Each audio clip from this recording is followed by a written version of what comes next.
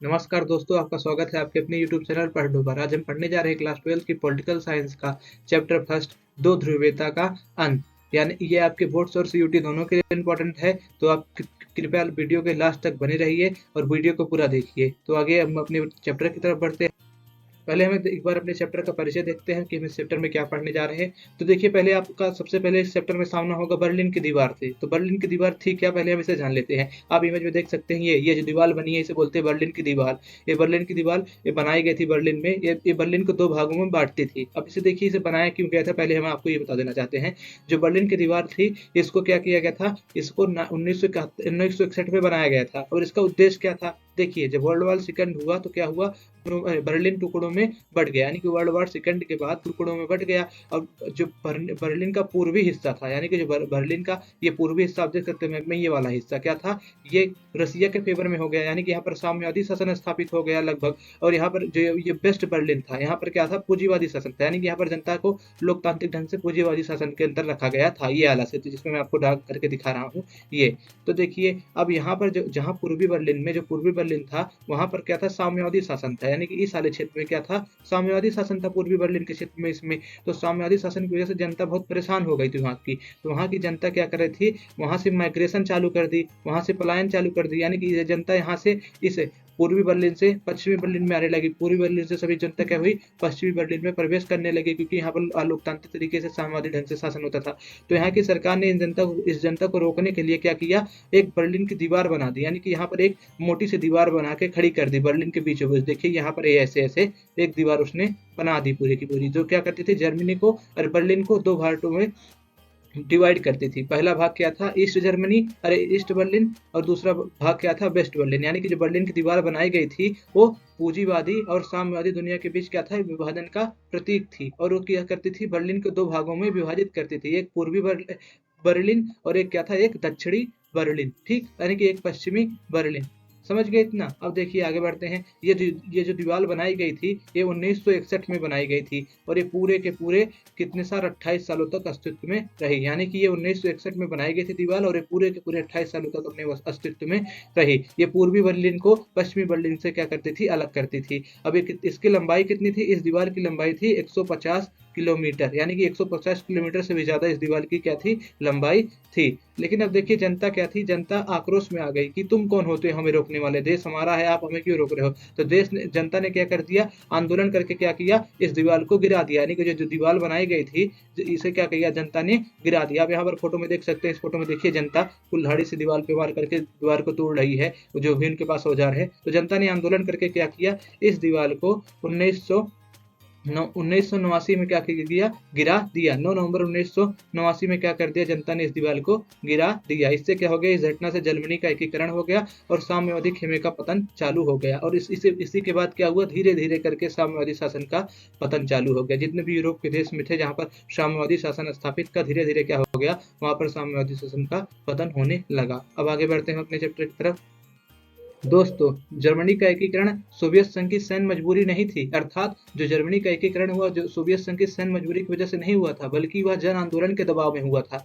यानी कि जनता क्या हुई, जनता रोड पर उतर आई, उसने जन आंदोलन करना चालू कर दिया। वो बोली, तो आप कौन होते हो दीवार बनाने वाले हम दोनों के बीच में, पूर्वी बर्लिन और पश्चिमी बर्लिन के बीच में। उसने क्या किया, आंदोलन करके क्या किया, पूरा उस दीवार को गिरा दिया। यानी कि जो जर्मनी का एकीकरण हुआ, जन आंदोलन के तहत हुआ। और यह सब क्या हुआ, सोवियत संघ देखता रहा, और जिससे क्या हुआ, शीत युद्ध और द्विध्रुवीय विश्व का क्या हो गया, अंत हो गया। यानी कि जो द्विध्रुवीय विश्व व्यवस्था थी, उसका अंत हो गया। अब देखिए, इस अध्याय में हम पढ़ेंगे क्या, मेन बात तो ये आती है। बर्लिन की दीवार तो हमने जान लिया कब बनी थी, 1961 में बनी थी, फिर 28 साल बाद गिर गई, 150 किलोमीटर लंबी थी। अब ये सब तो जान गए, लेकिन अब बताइए इस चैप्टर में मेनली है क्या। इस चैप्टर में हम मेनली देखेंगे कि द्विध्रुवीय विश्व के विघटन के कारण क्या थे, उसका प्रभाव, और सोवियत संघ के पतन के बाद की स्थिति क्या थी, उसका हम क्या करेंगे, चर्चा करेंगे। और इसके बाद हमें यह भी देखेंगे इस चैप्टर में कि पूर्व सोवियत देशों के साथ भारत के वर्तमान में क्या संबंध है, उनके वर्तमान में हालात कैसे हैं, और भारत में उनके साथ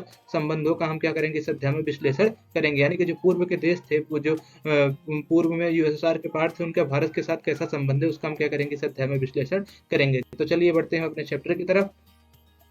दोस्तों, जैसे कि आपने 2-3 बार सोवियत सोवियत शब्द सुन लिया, तो ये सोवियत शब्द है क्या, यानी कि सोवियत प्रणाली आखिर क्या थी, इसके बारे में हम क्या करेंगे, अब जानकारी हासिल करेंगे। देखिए सोवियत सोवियत सोवियत संघ की स्थापना से पहले वहां पर जार का शासन था। जार एक राजतंत्र था, यानी कि वहां पर राजतंत्र था और जार का शासन था। लेकिन जनता ने क्या किया वहां पर, समाजवादी क्रांति के बाद यानी कि 1917 में वहां पर समाजवादी क्रांति के बाद क्या हुआ, समाजवादी सोवियत गणराज्य यानी कि यूएसएसआर का क्या हुई, अस्तित्व में आया। यानी कि 1917 में वहां पर क्या हुआ, समाजवादी क्रांति हुई और उसके बाद वहां पर जार को हराकर क्या किया गया, यूएसएसआर की स्थापना की गई। अब यूएसएसआर की स्थापना करने का उद्देश्य क्या था, इसका उद्देश्य यह था कि वहां पर क्या हो, समानता आधारित समाज बनाया जाए, यानी कि सबके पास समान अधिकार हो, वहां पर कोई ऊंच नीच की भावना ना हो। जो क्या था, जो पूंजीवाद के विरोध और समानता आधारित समाज की स्थापना का प्रयास था। यानी कि जो समाजवादी क्रांति थी और जो यूएसएसआर की स्थापना था, इसका क्या उद्देश्य था, इसका उद्देश्य था कि पूंजीवाद का विरोध किया जाए और समानता आधारित समाज की क्या की जाए, स्थापना की जाए। अब देखिए दूसरी दुनिया, यानी कि दूसरी दुनिया ये क्या थी, अब इसके बारे में हम जानेंगे। देखिए द्वितीय विश्व युद्ध के बाद पूर्वी यूरोप के सोवियत संघ के प्रभाव में आ गया। यानी कि जब दूसरी विश्व युद्ध हुआ उसके बाद जो पूर्वी यूरोप के देश थे, आप यहाँ मैप में देख सकते हैं, ये जो देश थे पूर्वी यूरोप के, ये क्या हुए, ये सब पूर्वी यूरोप के देश क्या हुए, सोवियत संघ के प्रभाव में आ गए। क्यों आ गए, क्योंकि जो सोवियत सेना थी उसने इन्हें क्या किया था, फांसीवादी ताकतों से क्या कराया था, मुक्त कराया था। यानी कि जो सोवियत सेना थी उसने इसे फांसीवादी ताकतों से क्या किया था, मुक्त कराया था। और क्या किया उन्हें, उसके बाद उसने क्या बोला, यूएसएसआर ने बोला कि अब तुम्हें हमने मुक्त करा दिया, अब क्या करो तुम, समाजवादी प्रणाली को अब क्या करो, अपना लो। यानी कि उसने समाजवादी प्रणाली को अपनाने को क्या कर दिया, मजबूर किया। अब उसके बाद ये जो देश थे, यानी कि जो पूर्वी यूरोप के देश थे, जो किसके पक्ष में आ गए थे, इनके यूएसएसआर यानी कि सोवियत संघ के पक्ष में आ गए थे, इन्हीं को क्या बोलते हैं, दूसरी दुनिया के देश बोलते हैं या समाजवादी खेमा बोलते हैं। इन्हीं को क्या कहते हैं, दूसरी दुनिया बोलते हैं। यानी कि दूसरी दुनिया वो है जो दूसरे विश्व युद्ध के बाद क्या हुई थी, यूएसएसआर के समर्थन में आ गई थी। वह देश जो दूसरे विश्व युद्ध के बाद यूएसएसआर के समर्थन में आ गए थे, उन्हें दूसरी दुनिया के देश बोलते हैं। और इनका नेता सोवियत संघ था, इनका नेता सोवियत संघ था। यानी कि सोवियत संघ जो था इन सभी का क्या कर रहा था, नेतृत्व कर रहा था। अब आगे देखिए वर्ल्ड वार सेकंड के बाद क्या हुआ, जो सोवियत संघ था, यानी कि दूसरे विश्व युद्ध के बाद क्या हुआ, सोवियत संघ जो था वो एक महाशक्ति के रूप में उभरा। यानी कि द्वितीय विश्व युद्ध के बाद सोवियत संघ एक महाशक्ति बना, जिसकी अर्थव्यवस्था अमेरिका के बाद विश्व में सबसे विकसित अर्थव्यवस्था थी। यानी कि अमेरिका के बाद वर्ल्ड में अगर कोई देश मजबूत था उस टाइम पर, सेकंड वर्ल्ड वार के बाद, तो कौन सा देश था, वो सिर्फ क्या था, सोवियत संघ था। सोवियत संघ क्या था उस समय पर, मजबूत था। देख सकते हैं यहाँ पर दिखाया गया इमेज में कैसे कंपेयर किया जा रहा है कि यानी कि जो सोवियत संघ है वो अमेरिका को टक्कर दे रहा है। यानी कि उस समय सिर्फ दो ही विश्व थे, यानी कि दो ही ध्रुवीयता थी। एक पावर किसके पास थी, एक पावर सोवियत संघ के पास थी और एक पावर किसके पास थी, एक पावर अमेरिका के पास थी। इसीलिए इस समय के जो एरा है पूरे से क्या बोलते हैं, द्विध्रुवीयता बोलते हैं। यानी कि विश्व का दो ध्रुवों में बट जाना, यानी कि शक्ति का दो खूहों में बट जाना। एक क्या था,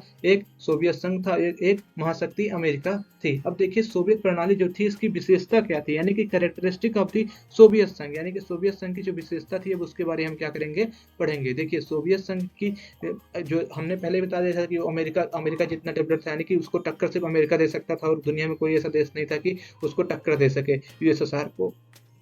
अब देखिए सोवियत संघ की जो संचार प्रणाली थी बहुत उन्नत थी, यानी कि जो उसकी संचार प्रणाली, कम्युनिकेशन सिस्टम था बहुत ही ज्यादा उन्नत था। और उसके पास विशाल ऊर्जा संसाधन था, जिसमें क्या था, जिसमें खनिज तेल, लोहा, इस्पात तथा मशीनरी उत्पाद शामिल है। यानी कि देख सकते हैं मैप में अगर भी आप देखेंगे उस देश को, तो इतना बड़ा है, तो उसमें इतने सारे वहां पर खनिज उपलब्ध थे जिनका उपयोग किया जाता था कि बहुत सारी मशीनरी बनाने में। अब देखिए सोवियत संघ के दूर दराज इलाके सुव्यवस्थित और परिवहन प्रणाली से जुड़े हुए थे। सोवियत संघ हालांकि बहुत बड़ा देश है, लेकिन उसकी व्यवस्था इतनी अच्छी थी कि उसने अपने दूर दूर के देशों को क्या किया था, अपने सड़क परिवहन मार्गों से क्या करा था, उसे जोड़ के रखा था। यानी कि हर एक जगह कनेक्टिविटी क्या थी, उसने अच्छी बना रखी थी। ये सब सोवियत संघ की विशेषताएं हैं, कभी कभी पेपर में आ जाती हैं, इसे आप ध्यान में रखिएगा।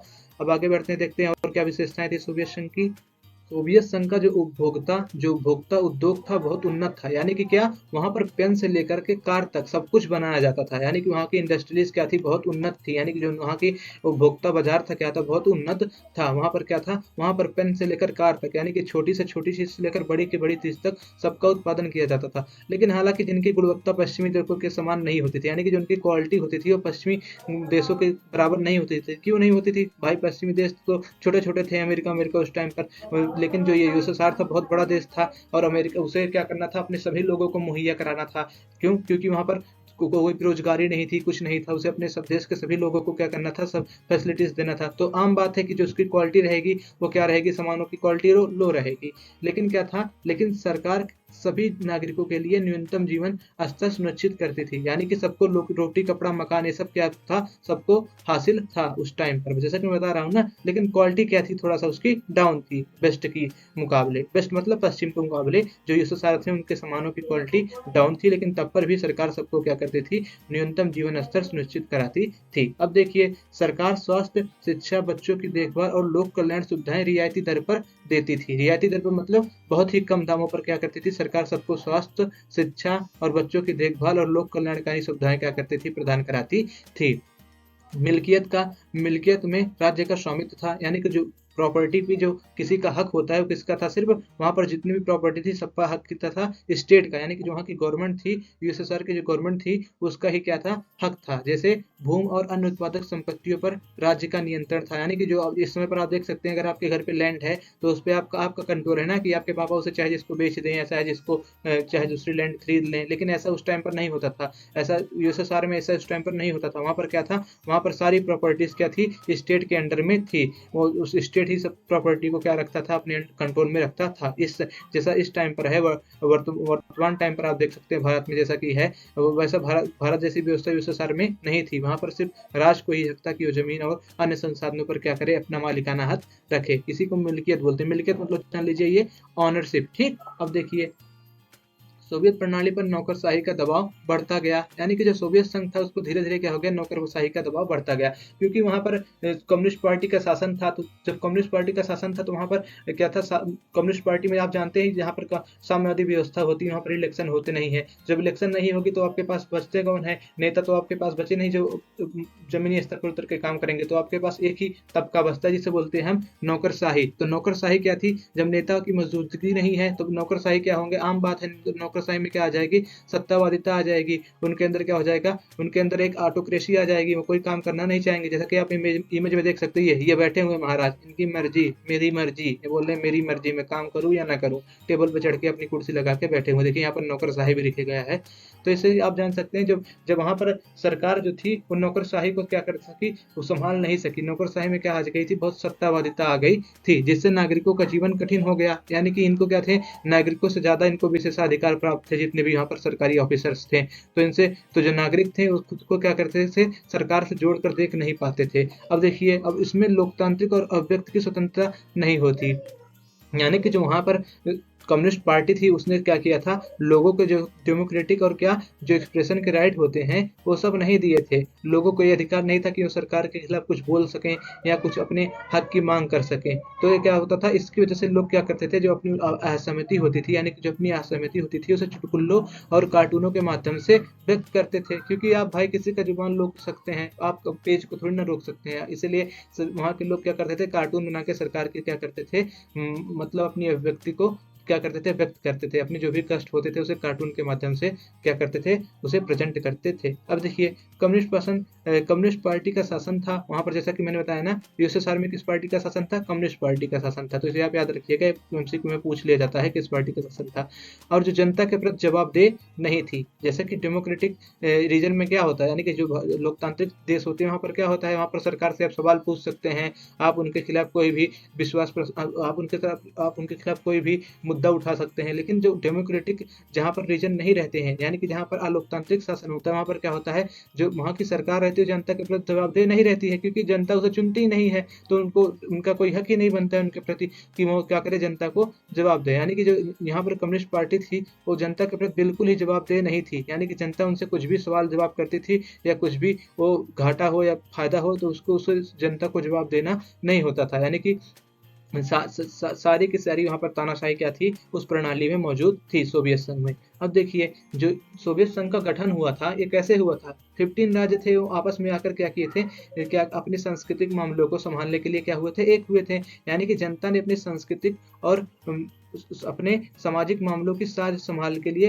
15 गणराज्यों को मिलाकर सोवियत संघ का निर्माण किया था। लेकिन क्या हुआ था, सोवियत संघ का जो निर्माण हुआ था 15 देशों को मिलाकर, लेकिन उसमें 15 देशों की बात सुनी नहीं जाती थी। जितने भी लोग वहां पर 15 देश मिलकर एक सोवियत संघ का निर्माण किए थे, उसमें उनकी बात आवाज को सुनते ही नहीं थे जो वहाँ के पार्टी के शासक थे। सिर्फ वहां पर किसकी बात सुनी जाती थी, रसिया की बात सुनी जाती थी। अब देखिए रसिया की बात क्यों सुनी जाती थी, क्योंकि रसिया क्या था, वो बहुत क्षेत्रफल में भरा था। आप देख सकते हैं यहाँ पर 15 देश देख सकते हैं आप ये मैप में। इस मैप में आप देखेंगे तो पूरे 15 देश मिलकर क्या करेंगे, यहाँ पर नंबरें लिखी गई, देखिए 4 लिखा गया है, 9, ये सब देशों की संख्या है। यानी कि 15 देश मिलकर, यानी कि टोटल कितने 15 है, देखिए 15 देशों ने मिलकर यूएसएसआर का गठन किया था। इसे बोलते हैं यूएसएसआर। ठीक, ये पूरा क्या था, यूएसएसआर था पूरा उस टाइम पर। ठीक, लेकिन क्या था, जो 15 देश थे इनमें सबकी आवाज बराबर नहीं थी। इसमें सिर्फ किसकी बात सुनी जाती थी, सिर्फ रसिया की बात सुनी जाती थी। क्यों, देखिए ये है रसिया, जो सबसे बड़ा देश है, इसमें क्या है, यही है रसिया। यानी कि इसमें सिर्फ रसिया की बात सुनी जाती थी। क्यों सुनी जाती थी, क्योंकि रसिया बहुत बड़ा देश था, इसलिए क्या किया जाता था, वहां पर सिर्फ रसिया की बात सुनी जाती थी। यानी कि यहाँ पर जो सब देशों को मुकाबले, 15 देशों को मुकाबले में से जो रसिया था, उसका क्या था, सबसे पावरफुल था यहाँ पर। और अन्य देशों की जो छोटे मोटे देश थे उनकी बात नहीं सुनी जाती थी। रसिया क्षेत्रफल में बड़ा था, इसीलिए उसके पास क्या थे, अधिकार ज्यादा थे और उसी की बात सुनी जाती थी। जितने भी छोटे मोटे देश थे इधर साइड में आप देख सकते हैं, पूर्वी यूरोप के, ये देखिए मध्य एशिया के, ये सब देश, इन सब की बात नहीं सुनी जाती थी, सिर्फ वहां पर रसिया की बात सुनी जाती थी।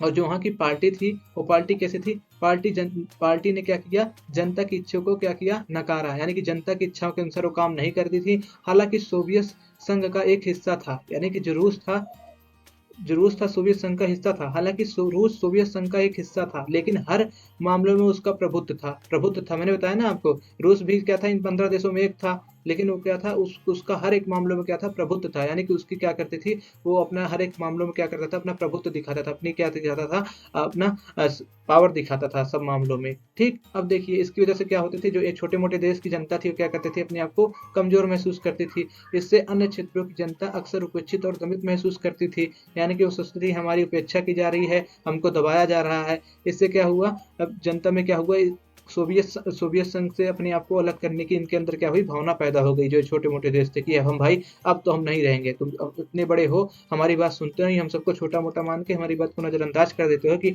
अब भाई हम यहाँ पर नहीं रहेंगे। और एक बात थी, देखिए इस टाइम पर जो रसिया था ना, वो जनता की बात तो सुन ही नहीं रहा था कि जनता के नाम, जनता के लिए कुछ काम करे, कुछ धाम करे, जनता को अच्छे से उनको क्या करे, अच्छी अच्छी चीजें प्रदान करे, बढ़िया क्वालिटी की। लेकिन क्या कर रहा था इस समय, जो रसिया था वो किस में लगा था, वो हथियारों की होड़ में लगा हुआ था। यानी कि जो हथियारों की होड़ में सोवियत संघ ने अमेरिका को टक्कर दी। लेकिन देखिए इस समय जो हथियारों की होड़ थी उसमें क्या थी, इसने रसिया ने क्या किया, सॉरी माफ करिएगा, रसिया नहीं, उस समय यूएसएसआर था, रसिया ही बार बार जुबान पे आ जाता है।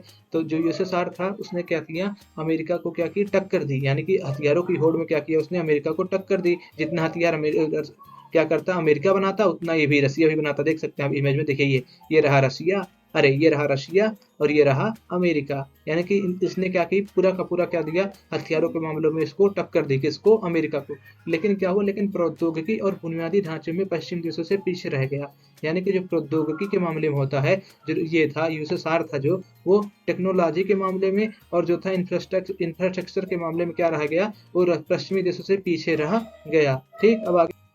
लेकिन सबसे बड़ी बात जो थी वो क्या थी, सबसे बड़ी बात तो यह थी कि सोवियत संघ अपने नागरिकों की राजनीतिक और आर्थिक आकांक्षाओं को पूरा नहीं कर सका। यानी कि जो ये था सोवियत संघ था, उसने क्या किया, अपनी जनता को कोई भी राजनीतिक और आर्थिक अधिकार नहीं दिए। अब भाई जनता को तुम कुछ भी दे दो, उसे चाहे जो भी दो, लेकिन उसको कुछ तो राइट्स होने चाहिए। उसे अपने व्यक्ति का अधिकार दो, उसे आर्थिक आज़ादी दो, कोई भी बिजनेस कर सके, वो कोई भी कार्य कर सके, जिससे क्या हो, अपने जीवन का आनंद ले सके। लेकिन जो यूएसएसआर था उसने ऐसा नहीं किया, उसने अपने नागरिकों को राजनीतिक और क्या किया, आर्थिक अधिकार नहीं दिया। इससे उसकी देश की जो जनता थी उसकी राजनीतिक और आर्थिक आकांक्षाएं पूरी नहीं हो सकी। भाई इंसान चाहता है कि वो क्या करे, अपना बिजनेस करे या जो भी कार्य करना चाहता है वो करे, चाहे पढ़ाई करे, चाहे लिखाई करे, चाहे जो भी वो बिजनेस अपनाना चाहता है, जो भी नौकर बनना चाहता है, नौकरी करना चाहता है या अधिकारी बनना चाहता है, जो भी करना चाहता है वो करे।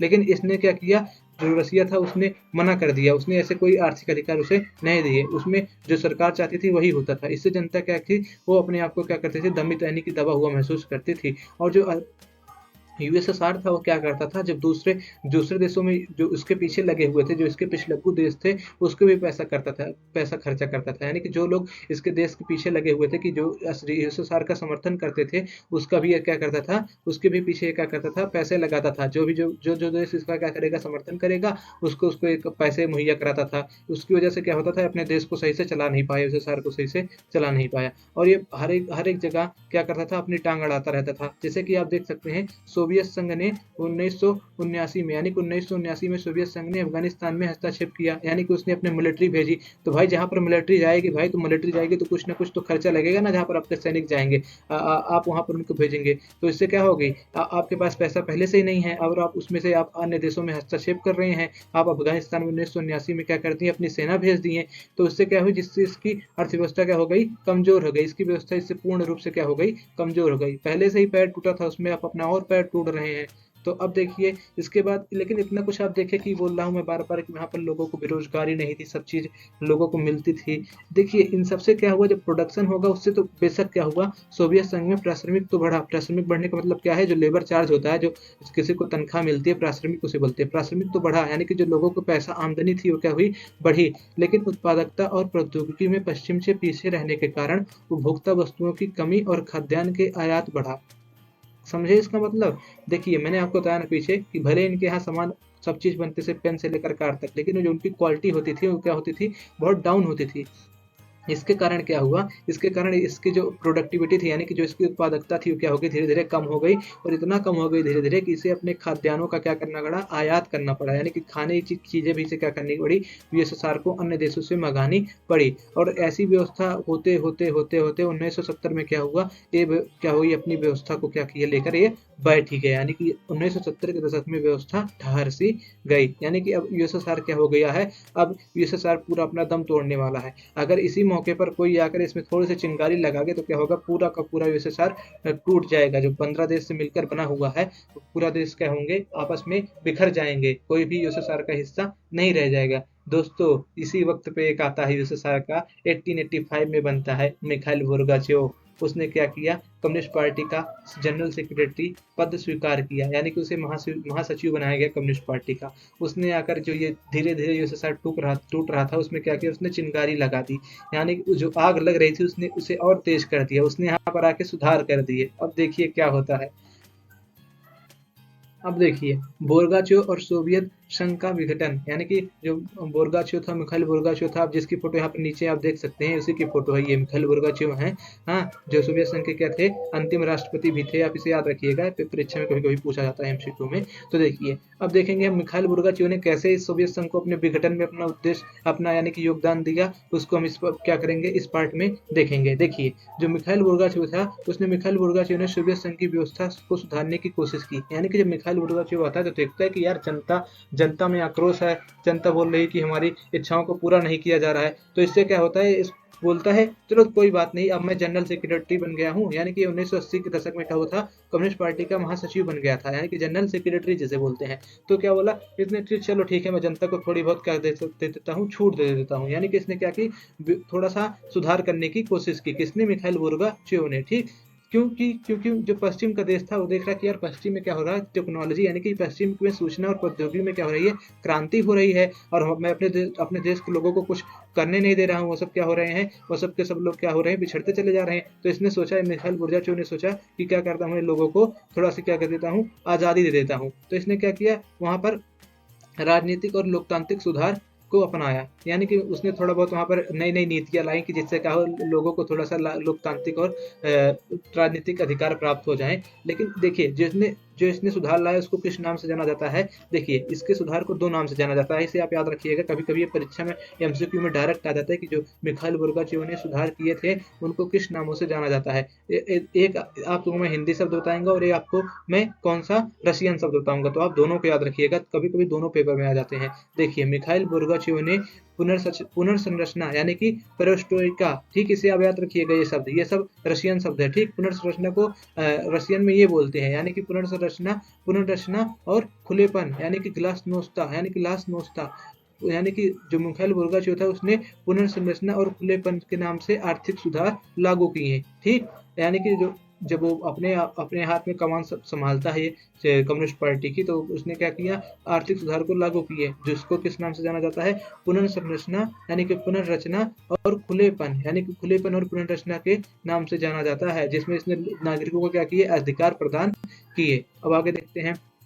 बोर्गाचेव ने पश्चिम से संबंध सुधारने और सोवियत संघ को लोकतांत्रिक बनाने और सुधार करने का निर्णय लिया। यानी कि जो सोवियत संघ था, जब वो आया, देखा कि पश्चिम में क्या हो रही है यार, वेस्टर्न वर्ल्ड में तो क्रांति हो रही है, तो इससे क्यों ना क्या किया जाए, जो पश्चिम के देश है उनसे क्या किया जाए, थोड़ा सा संबंध अच्छे बनाया जाए। तो उसने क्या किया, वहां से संबंध सुधारने की कोशिश की, और कुछ क्यों ना अपने दोस्तों को थोड़ा अपने जो अपने आसपास की जो जनता है उसको क्या किया जाए, थोड़ा लोकतांत्रिक अधिकार दिए जाए। तो इसने क्या किया, पश्चिम से संबंध पहली बात सुधारी, और दूसरा लोगों को लोकतांत्रिक अधिकार दिए, जिससे क्या हुआ, जिससे जनता में आजादी पाने के लिए और क्या हुआ, भावनाएं पैदा हुई। यानी कि इसने क्या किया, आग तो लग रही थी उसमें, और इसने क्या किया, आग को बढ़ाने का काम किया। अब देखिए जिसके क्या हुआ, अप्रत्याशित परिणाम हुए। देखिए मिखाइल गोर्बाचेव जब आया तो क्या हुआ, जो यूरोप के जो वेस्ट ईस्ट यूरोप के देश थे, यहाँ पर जो छोटे मोटे आप देश देख सकते हैं, यहाँ पर जो थे, ये क्या हुए, धीरे धीरे क्या किए, विद्रोह करना चालू कर दिए, थोड़ी मोड़ी अपनी आवाज उठाना चालू कर दिए। लेकिन जो मिखाइल गोर्बाचेव था ना, थोड़ा सा मतलब लिबरल था, यानी कि थोड़ा सा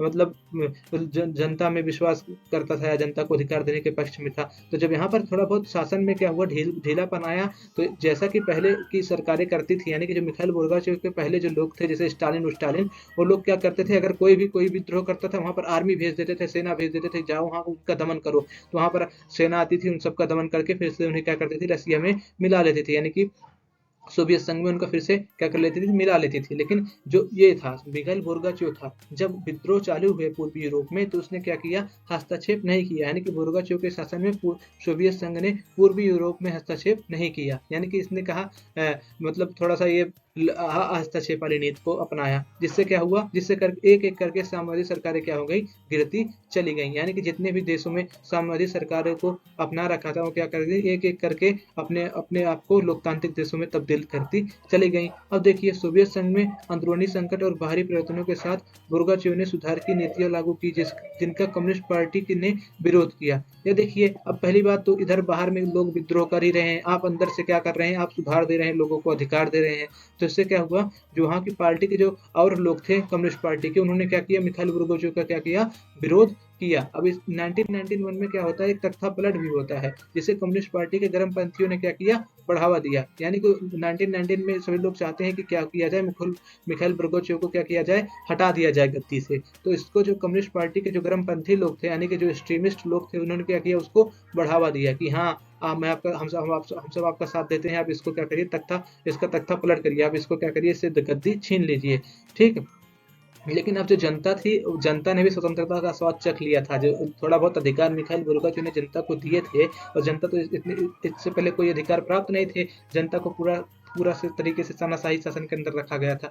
तो अब जो जनता थी वो स्वतंत्रता का स्वाद ले चुकी थी, यानी जनता स्वतंत्रता का स्वाद ले चुकी थी, और वह पुराने शासन में नहीं लौटना चाहती थी। वो चाहती थी यही सही मौका है, तख्ता पलट करके क्या किया जाए, इस मिखाइल गोर्बाचेव को क्या किया जाए, हटा दिया जाए, और क्या किया जाए, सब लोग का यहाँ पर लोकतांत्रिक शासन को स्थापित किया जाए। यानी कि अब जनता भी पुराने शासन के ढर्रा पर नहीं जाना चाहती थी, वो जनता भी को अब साम्यवादी शासन नहीं पसंद करती थी। अब इससे क्या हुआ, इन सब में एक आदमी आता है बीच में, कौन आता है, उसका नाम था एल्त्सिन। ठीक, एल्त्सिन का नाम याद रखिएगा। फोटो में देखिए, ये एल्त्सिन है, इनकी फोटो है। तो इसने क्या किया, जो विरोध हो रहा था, इसमें क्या किया, लीडर के रूप में उभरा, यानी कि नायक के रूप में उभरा। यानी कि एल्त्सिन ने तख्ता पलट के विरोध में महत्वपूर्ण भूमिका निभाई, और वह नायक के रूप में उभरा। ये यानी कि ये पूरे विद्रोह का क्या बन गया, ये एल्त्सिन एक नायक सा बन गया। ठीक, जैसे हमारे यहाँ गांधी जी नायक बन गए थे हमारे स्वतंत्रता संग्राम में, वैसे वहां पर क्या था, जो एल्त्सिन था वो क्या हुआ, वहां का नायक बन के उभरा।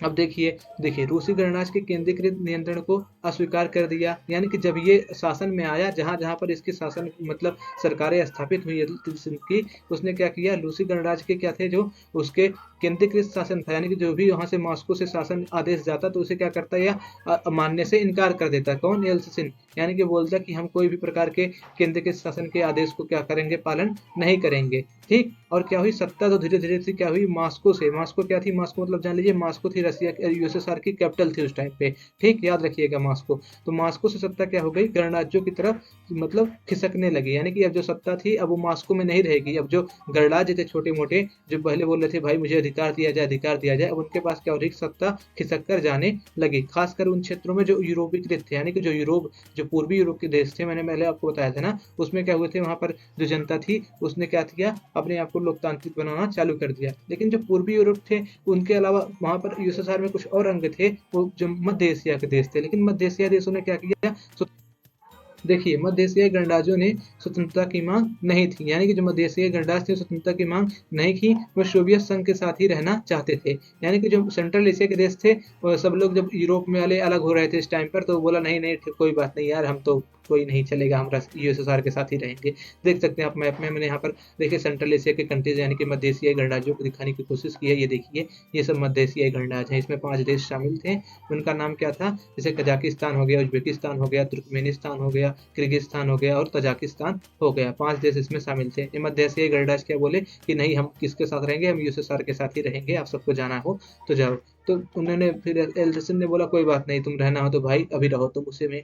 तो एल्त्सिन ने क्या किया, दिसंबर 1991 में एल्त्सिन के नेतृत्व में रूस, यूक्रेन और बेलारूस ने सोवियत संघ की समाप्ति की घोषणा कर दी। यानी कि जो इतना बड़ा सा देश था जिसमें 15 देश शामिल थे, मैंने जैसा कि आपको पहले पिछले स्लाइड में दिखाया था 15 देश शामिल थे, उसमें से 3 देश उभर कर सामने आते हैं। कौन कौन से, रूस, यूक्रेन और बेलारूस। आप मैप में भी उनको देख सकते हैं, मैंने आपको सबको इसीलिए फोटो लगाई कि आप सबका कॉन्सेप्ट क्लियर हो जाए। देखिए ये रूस हो गया, यानी कि रशिया हो गया, बेलारूस हो गया और ये यूक्रेन हो गया। ये तीनों देश एल्त्सिन के नेतृत्व में आके क्या कहते हैं, यूएसएसआर की समाप्ति की क्या करते हैं, घोषणा करते हैं। बोलते भाई अब से क्या हुआ, यूएसएसआर समाप्त हो गया। और क्या होता है इसके बाद, यूएसएसआर की मतलब समाप्ति के बाद कम्युनिस्ट पार्टी क्या होती है, प्रतिबंधित हो जाती है और सोवियत गणराज्यों ने पूंजीवादी और लोकतंत्र को क्या किया, अपना लिया। यानी कि यहाँ पर जो कम्युनिस्ट पार्टी थी, जो पहले बहुत सारा लोगों पर अत्याचार कर रही थी, अब उसको क्या कर दिया गया, उसको बैन कर दिया गया। अब जितने भी देश थे उन्होंने क्या कर लिया, उन्होंने डेमोक्रेटिक यानी कि लोकतांत्रिक शासन को स्थापित किया, यानी कि उन्होंने लोकतांत्रिक शासन को क्या किया, अपना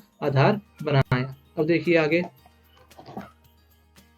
देखिए जितने भी देश यूएसएसआर से क्या हुए, स्वतंत्र हुए, उन्होंने अपने आप को सीआईएस में क्या किया, गठित किया। यानी कि उन्होंने सीआईएस का क्या किया, निर्माण किया। सीआईएस इसे याद रखिएगा, इसे बोलते हैं commonwealth of independence state. C for commonwealth, I for independent और एस फॉर स्टेट, यानी कि कॉमनवेल्थ ऑफ इंडिपेंडेंस स्टेट का उन्होंने क्या किया, गठन किया। देखिए ये सीआईएस का मैंने आप सबके लिए लोगो भी यहाँ पर लगा रखा है, जिससे आप सबको क्या हो, याद रहे सीआईएस। ठीक, तो उन्होंने अपने आप को सीआईएस का गठन दिया और सीआईएस में अपने आप को शामिल कर लिया। लेकिन जो सीआईएस का गठन था वो क्या था, मध्य एशियाई गणराज्यों को आश्चर्यचकित किया। यानी कि जो सीआईएस में कंट्रीज थे उसमें अभी भी मध्य एशियाई गणराज्य के जो देश थे वो शामिल नहीं थे, यानी कि सीआईएस से क्या थे, बाहर थे। इस मुद्दे को तुरंत हल कर लिया गया। कैसे हल कर लिया गया, उनको क्या कर दिया गया, जितने भी मध्य एशियाई गणराज्य थे उन्हें उसका सीआईएस का संस्थापक सदस्य बनाया गया। यानी कि जो जितने भी मध्य एशियाई गणराज्य थे, तजाकिस्तान, तुर्कमेनिस्तान, उज्बेकिस्तान, किर्गिस्तान, उनको क्या कर दिया गया, सीआईएस का राष्ट्र यानी कि राष्ट्रकुल का क्या किया गया, संस्थापक सदस्य बना दिया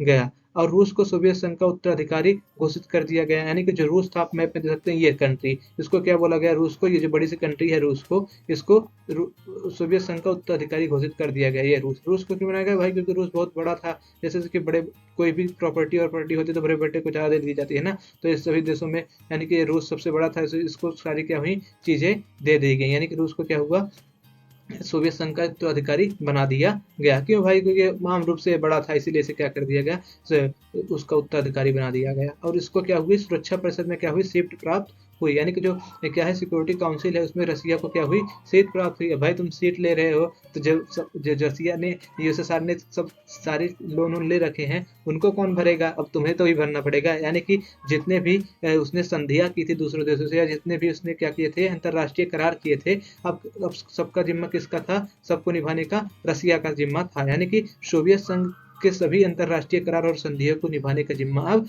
रूस का था। यानी कि जितने भी संधियां यूएसएसआर ने पहले की होंगी, किसी भी देश से की होंगी, चाहे वो इंडिया हो, चाहे चाइना हो, चाहे पाकिस्तान हो, अब उसको कौन निभाएगा, उसे यूएसएसआर, अरे अब उसे कौन निभाएगा, उसे रसिया, यानी कि रसिया उस सब संधियों को निभाएगा। अब देखिए इसके अलावा इसके क्या और परिणाम हुए। देखिए सोवियत संघ के विघटन के बाद क्या हुआ, सोवियत संघ के विघटन के बाद जितने भी 15 देश थे, उसमें से एक देश ऐसा ही बचा जिसके पास क्या था, परमाणु शक्ति थी। यानी कि सोवियत संघ के पूर्ववर्ती गणराज्यों के बीच एकमात्र परमाणु शक्ति संपन्न देश का दर्जा रूस को प्राप्त हुआ। यानी कि रूस के पास क्या था, परमाणु बम था, आइटम बम था, ठीक।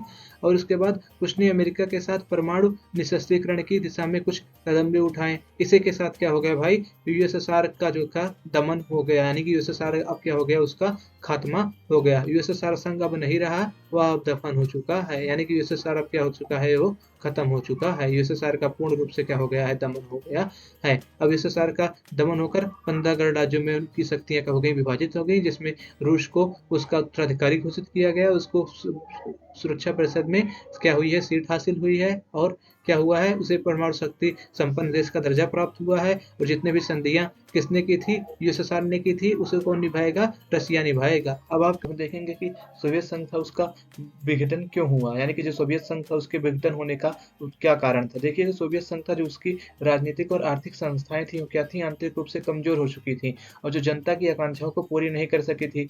इसीलिए क्या हो गया, जो सोवियत संघ था उसका क्या हो गया, पतन हो गया। यानी कि जो उसकी राजनीतिक और आर्थिक संस्थाएं थी, वो जनता की आकांक्षाओं को पूरी नहीं कर रही थी, जिसकी वजह से क्या हुआ, धीरे धीरे करके सोवियत संघ का क्या हो गया, विघटन होता चला गया। और जो सोवियत संघ था, वहां पर लंबे समय से आर्थिक ठहराव से उपभोक्ता वस्तुओं की भारी कमी हुई थी, जिससे क्या हुआ, जनता ने अपने शासन पर क्या किया, संदेह जताना शुरू कर दिया। इससे इससे भी जनता में क्या हुआ, आक्रोश पैदा हो गया कि हम इतने, कि हमारा मतलब आर्थिक पतन क्यों हो रहा है धीरे धीरे। इससे जनता को क्या हो गया, अपनी शासन व्यवस्था पर संदेह हो गया। और देखिए, सोवियत संघ था जो, उसने अपने अधिकतर संसाधनों को किस पे किया, परमाणु हथियारों और सैन्य तैयारी में क्या किया, झोंका। जो यानी कि जो सोवियत संघ था, वो अपने ज्यादा से ज्यादा हथियार, परमाणु हथियार बनाने में लगाया और ज्यादा से ज्यादा पैसे अपने उसने किस में लगाया, अपने सैन्य तैयारी में। यानी कि अपने मिलिट्री वोटरी पे ज्यादा पैसे खर्च किए और लोगों के ऊपर उसने क्या किया, पैसा कम खर्च किया। इससे मिलिट्री वोटरी पे ज्यादा पैसा खर्च करने के, यानी कि अपने सैन्य व्यवस्था को ज्यादा मजबूत करने की वजह से उसकी क्या हुई, उसकी व्यवस्था धीरे धीरे क्या हो गई, कमजोर हो गई। और अंततः क्या हुई, उसकी व्यवस्था ठप हो गई। यानी ठप होने का मतलब क्या है, उसकी व्यवस्था अंत में जाकर क्या हुई,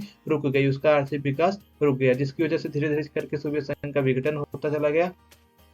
जो सोवियत संघ था, उसने जो पूर्वी यूरोप के देश थे, जो उसके सहयोगी देश थे, यानी कि जो उसकी विचारधारा को मानते थे सोवियत संघ थी, उनको क्या किया, अपने नियंत्रण में रखने के लिए उसने क्या किया, पूर्वी यूरोप के सहयोगी देशों को क्या किया, बहुत ज्यादा से ज्यादा संसाधन उपलब्ध कराया। यानी उन पे अपने आर्थिक संसाधनों को ज्यादा से ज्यादा खर्च किया। इससे क्या हुआ, सोवियत संघ की अर्थव्यवस्था पे भारी दबाव पड़ा, जिसकी उसकी अर्थव्यवस्था झेल नहीं सकी। यानी जो उसने अपने पैसा क्या किया, जो अपना नियंत्रण बनाने के लिए पूर्वी यूरोप देशों पर खर्च किया, उससे क्या हुआ, उसकी अर्थव्यवस्था पर उसका बहुत बुरा प्रभाव पड़ा। जैसे होता नहीं, क्लास में जो बच्चे किसी के दोस्त रहते हैं ढेर सारे, तो उन पे अपना पैसा ज्यादा खर्च करता है, जिससे कि उनके दोस्तों पर उसका नियंत्रण बना रह सके। तो ऐसे सोवियत संघ ने भी अपने सहयोगी देशों पर ढेर सारे पैसे खर्च किए, जिससे क्या हुआ, उसकी अर्थव्यवस्था ठहर सी गई और उसकी इतनी बुरी मार पड़ी कि उसने क्या किया, अपनी इस गदरिद्ध अवस्था को झेल नहीं सका। अब देखिए, सोवियत नागरिकों ने पश्चिमी देशों की तरक्की को देखकर अपनी अर्थव्यवस्था की वास्तविकता समझ ली। यानी कि जब उनको पता चला कि सोवियत संघ के जितने भी नागरिक थे, कि जो बेस्ट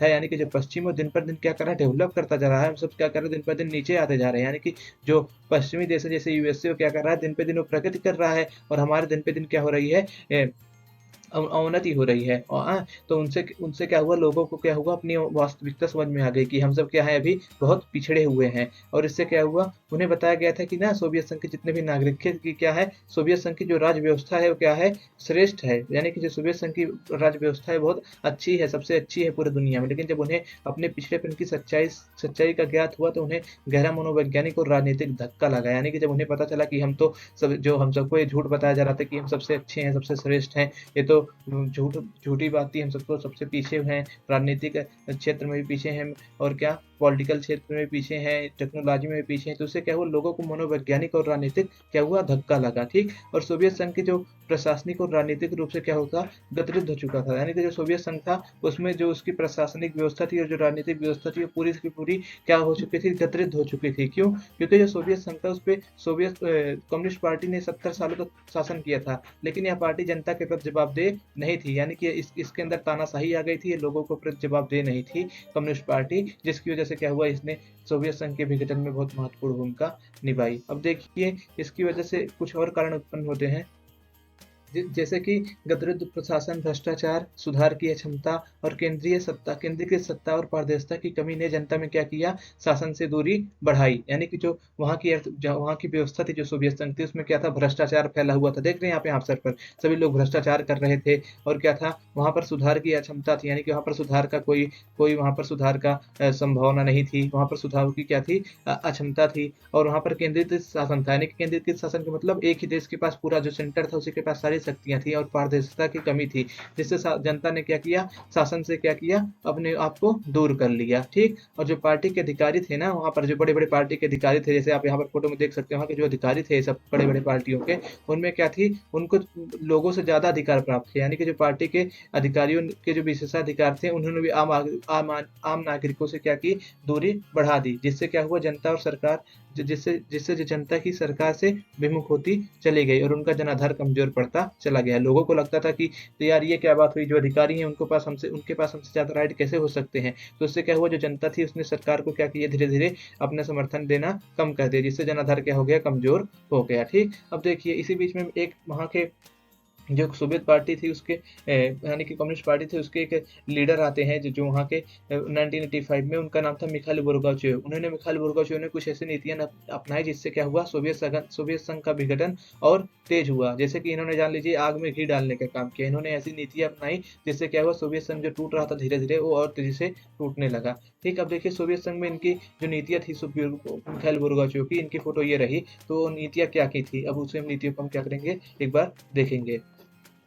देखिए मिखाइल गोर्बाचेव ने आर्थिक सुधार और क्या किया, जो पश्चिमी देश था उससे क्या किया, अपने आप को बराबरी पे लाने का लोगों से वादा किया। यानी कि जब सोवियत संघ के, जब ये मिखाइल गोर्बाचेव क्या किए, जब बनकर आए वहाँ के क्या हुआ, कम्युनिस्ट पार्टी के महासचिव, तो उन्होंने बोला कि हम आर्थिक सुधार करेंगे और प्रशासनिक ढांचे में ढील देंगे, और जो पश्चिम के देश जो इतना डेवलप कर रहे हैं उनके बराबर हम आ जाएंगे धीरे धीरे। ठीक। तो इसके लिए उन्होंने लोगों को अधिकार देना चालू कर दिया। अब इससे देखिए इससे क्या हुआ, जनता को बहुत सारे अधिकार मिले। यानी कि जो जनता को पहले आज़ादी नहीं थी, उसे क्या हुआ, अब मिखाइल गोर्बाचेव के सुधारों से क्या होने लगी, आज़ादी मिलने लगी। लेकिन आप सोच रहे होंगे, जब मिखाइल गोर्बाचेव ने सही सही क्या किया, जनता की जो समस्याएं थी, यानी कि जनता की जो समस्याएं थी उनका क्या किया, सही सही निदान किया और निदान करने का प्रयास किया, फिर सोवियत संघ का विघटन क्यों हुआ। ये आपको आश्चर्यजनक लग सकता है कि मतलब आज़ादी मिलने के बाद भी लोगों ने क्यों, मतलब क्या किया, सोवियत संघ का विघटन कर दिया। देखिए इसका एक मेन कारण ये था, जो जो मिखाइल गोर्बाचेव सुधार कर रहा था, वो जनता सोच रही थी कि मिखाइल गोर्बाचेव बहुत धीमा सुधार कर रहा है, उसको चाहिए हमें और तेजी से आज़ादी प्रदान करें, यानी कि हमें और तेजी से क्या किए जाए, अधिकारों को दिए जाएं। मिखाइल गोर्बाचेव के जब सुधार किया तो क्या हुआ, मिखाइल गोर्बाचेव के सुधारों से जनता की आकांक्षाओं का अप्रत्याशित जोर उमड़ पड़ा। यानी कि जनता अब चाहने लगी कि हमें और ज्यादा क्या की जाए, आज़ादी दी जाए और ज्यादा हमें स्वतंत्रता प्रदान की जाए। जनता का एक तबका क्या था, मिखाइल गोर्बाचेव की धीमी गति से क्या हुआ, निराश हो गया, और तेज सुधार चाहता था। यानी कि जो जनता का एक तबका था, जो मिखाइल गोर्बाचेव से अपेक्षा करता था कि वो हमारे यहाँ तेजी से सुधार करेंगे, और जो मिखाइल गोर्बाचेव जब शासन में आए तो उन्होंने धीमे धीमे सुधार करना चालू किया। इससे जनता का एक तबका क्या हो गया, उनसे क्या हो गया, नाराज हो गया। यानी कि वो चाहता था कि क्या हो, तेजी से क्या हो, सुधार किए जाए। और देखिए जो कुछ को उम्मीदों के मुताबिक क्या थी, जो मतलब सफलता नहीं मिली। यानी कि जो कुछ लोग उम्मीद करते थे कि जो जितना उम्मीदों के मुताबिक जितना वो फायदा चाहते थे, उन्हें उतना उम्मीद के मुताबिक क्या हुई, फायदा नहीं मिला। यानी कि जितना उम्मीद किए थे कि हमें जब सोवियत जो क्या होगा, जब मिखाइल गोर्बाचेव आएगा तो बहुत सारे राइट मिल जाएंगे, हमें बहुत सारी आज़ादी मिल जाएगी, तो उनको अपने क्या हुआ, अपनी उम्मीदों के अनुसार फायदा नहीं हुआ। ठीक। और जो पार्टी का एक तबका था और जो लाभार्थी वर्ग था, इसके विरोध में थे। मिखाइल गोर्बाचेव के जो सुधार कर रहा था उसका क्या था, जो पार्टी के लोग थे और जो लाभार्थी तबका था वो भी क्या कर रहा था, विरोध कर रहा था। ठीक। अब देखिए इसके अलावा इससे क्या हुआ, जब मिखाइल गोर्बाचेव शासन में आया तो उसने क्या किया, जो वहां पर पार्टी के विशेषाधिकार प्राप्त लोग थे उनके अधिकारों को क्या किया, घटाना चालू कर दिया। यानी कि जो वहां पर लोग थे, विशेषाधिकार प्राप्त हुआ था जिनको, उनके अधिकारों को उसने कम करना चालू कर दिया, और जल्दबाजी में ये सब सारे कार्य मिखाइल गोर्बाचेव कर रहा था। तो इससे क्या हुआ, जो मिखाइल गोर्बाचेव था उस पर क्या हुआ, उस पर जल्दबाजी और विशेषाधिकार घटाने के क्या हुए, आरोप लगे, जिससे क्या हुआ, जिससे उसका उनका समर्थन घटा। यानी कि जो मिखाइल गोर्बाचेव थे उसके जो समर्थन करने वाले लोग थे, उनका क्या हुआ, उनमें कमी आई, उसका समर्थन क्या हो गया, घट गया, और इससे जो जनमत था वो भी क्या हो गया, जनमत भी बढ़ गया। और उनके जो समर्थक थे उनका भी उनका हो गया मोह भंग हो गया। यानी कि जो उसके समर्थक थे जो सोचते थे कि यार वो सब सोचते थे कि ये क्या कर रहा है, तो साला अपने ही विशेषाधिकार घटा रहा है। तो इससे क्या हुआ, जो उनके समर्थक थे उनका क्या हो गया, मिखाइल गोर्बाचेव से क्या हो गया, मोह भंग हो गया। देखिए इतना सब होने के बावजूद भी कि मिखाइल गोर्बाचेव सबको आज़ादी दे रहा है, सब अपने अनुसार जीवन यापन कर सकते हैं, थोड़ा बहुत आज़ादी देना चालू किया, लेकिन इन सब के बावजूद भी सोवियत संघ का विघटन शायद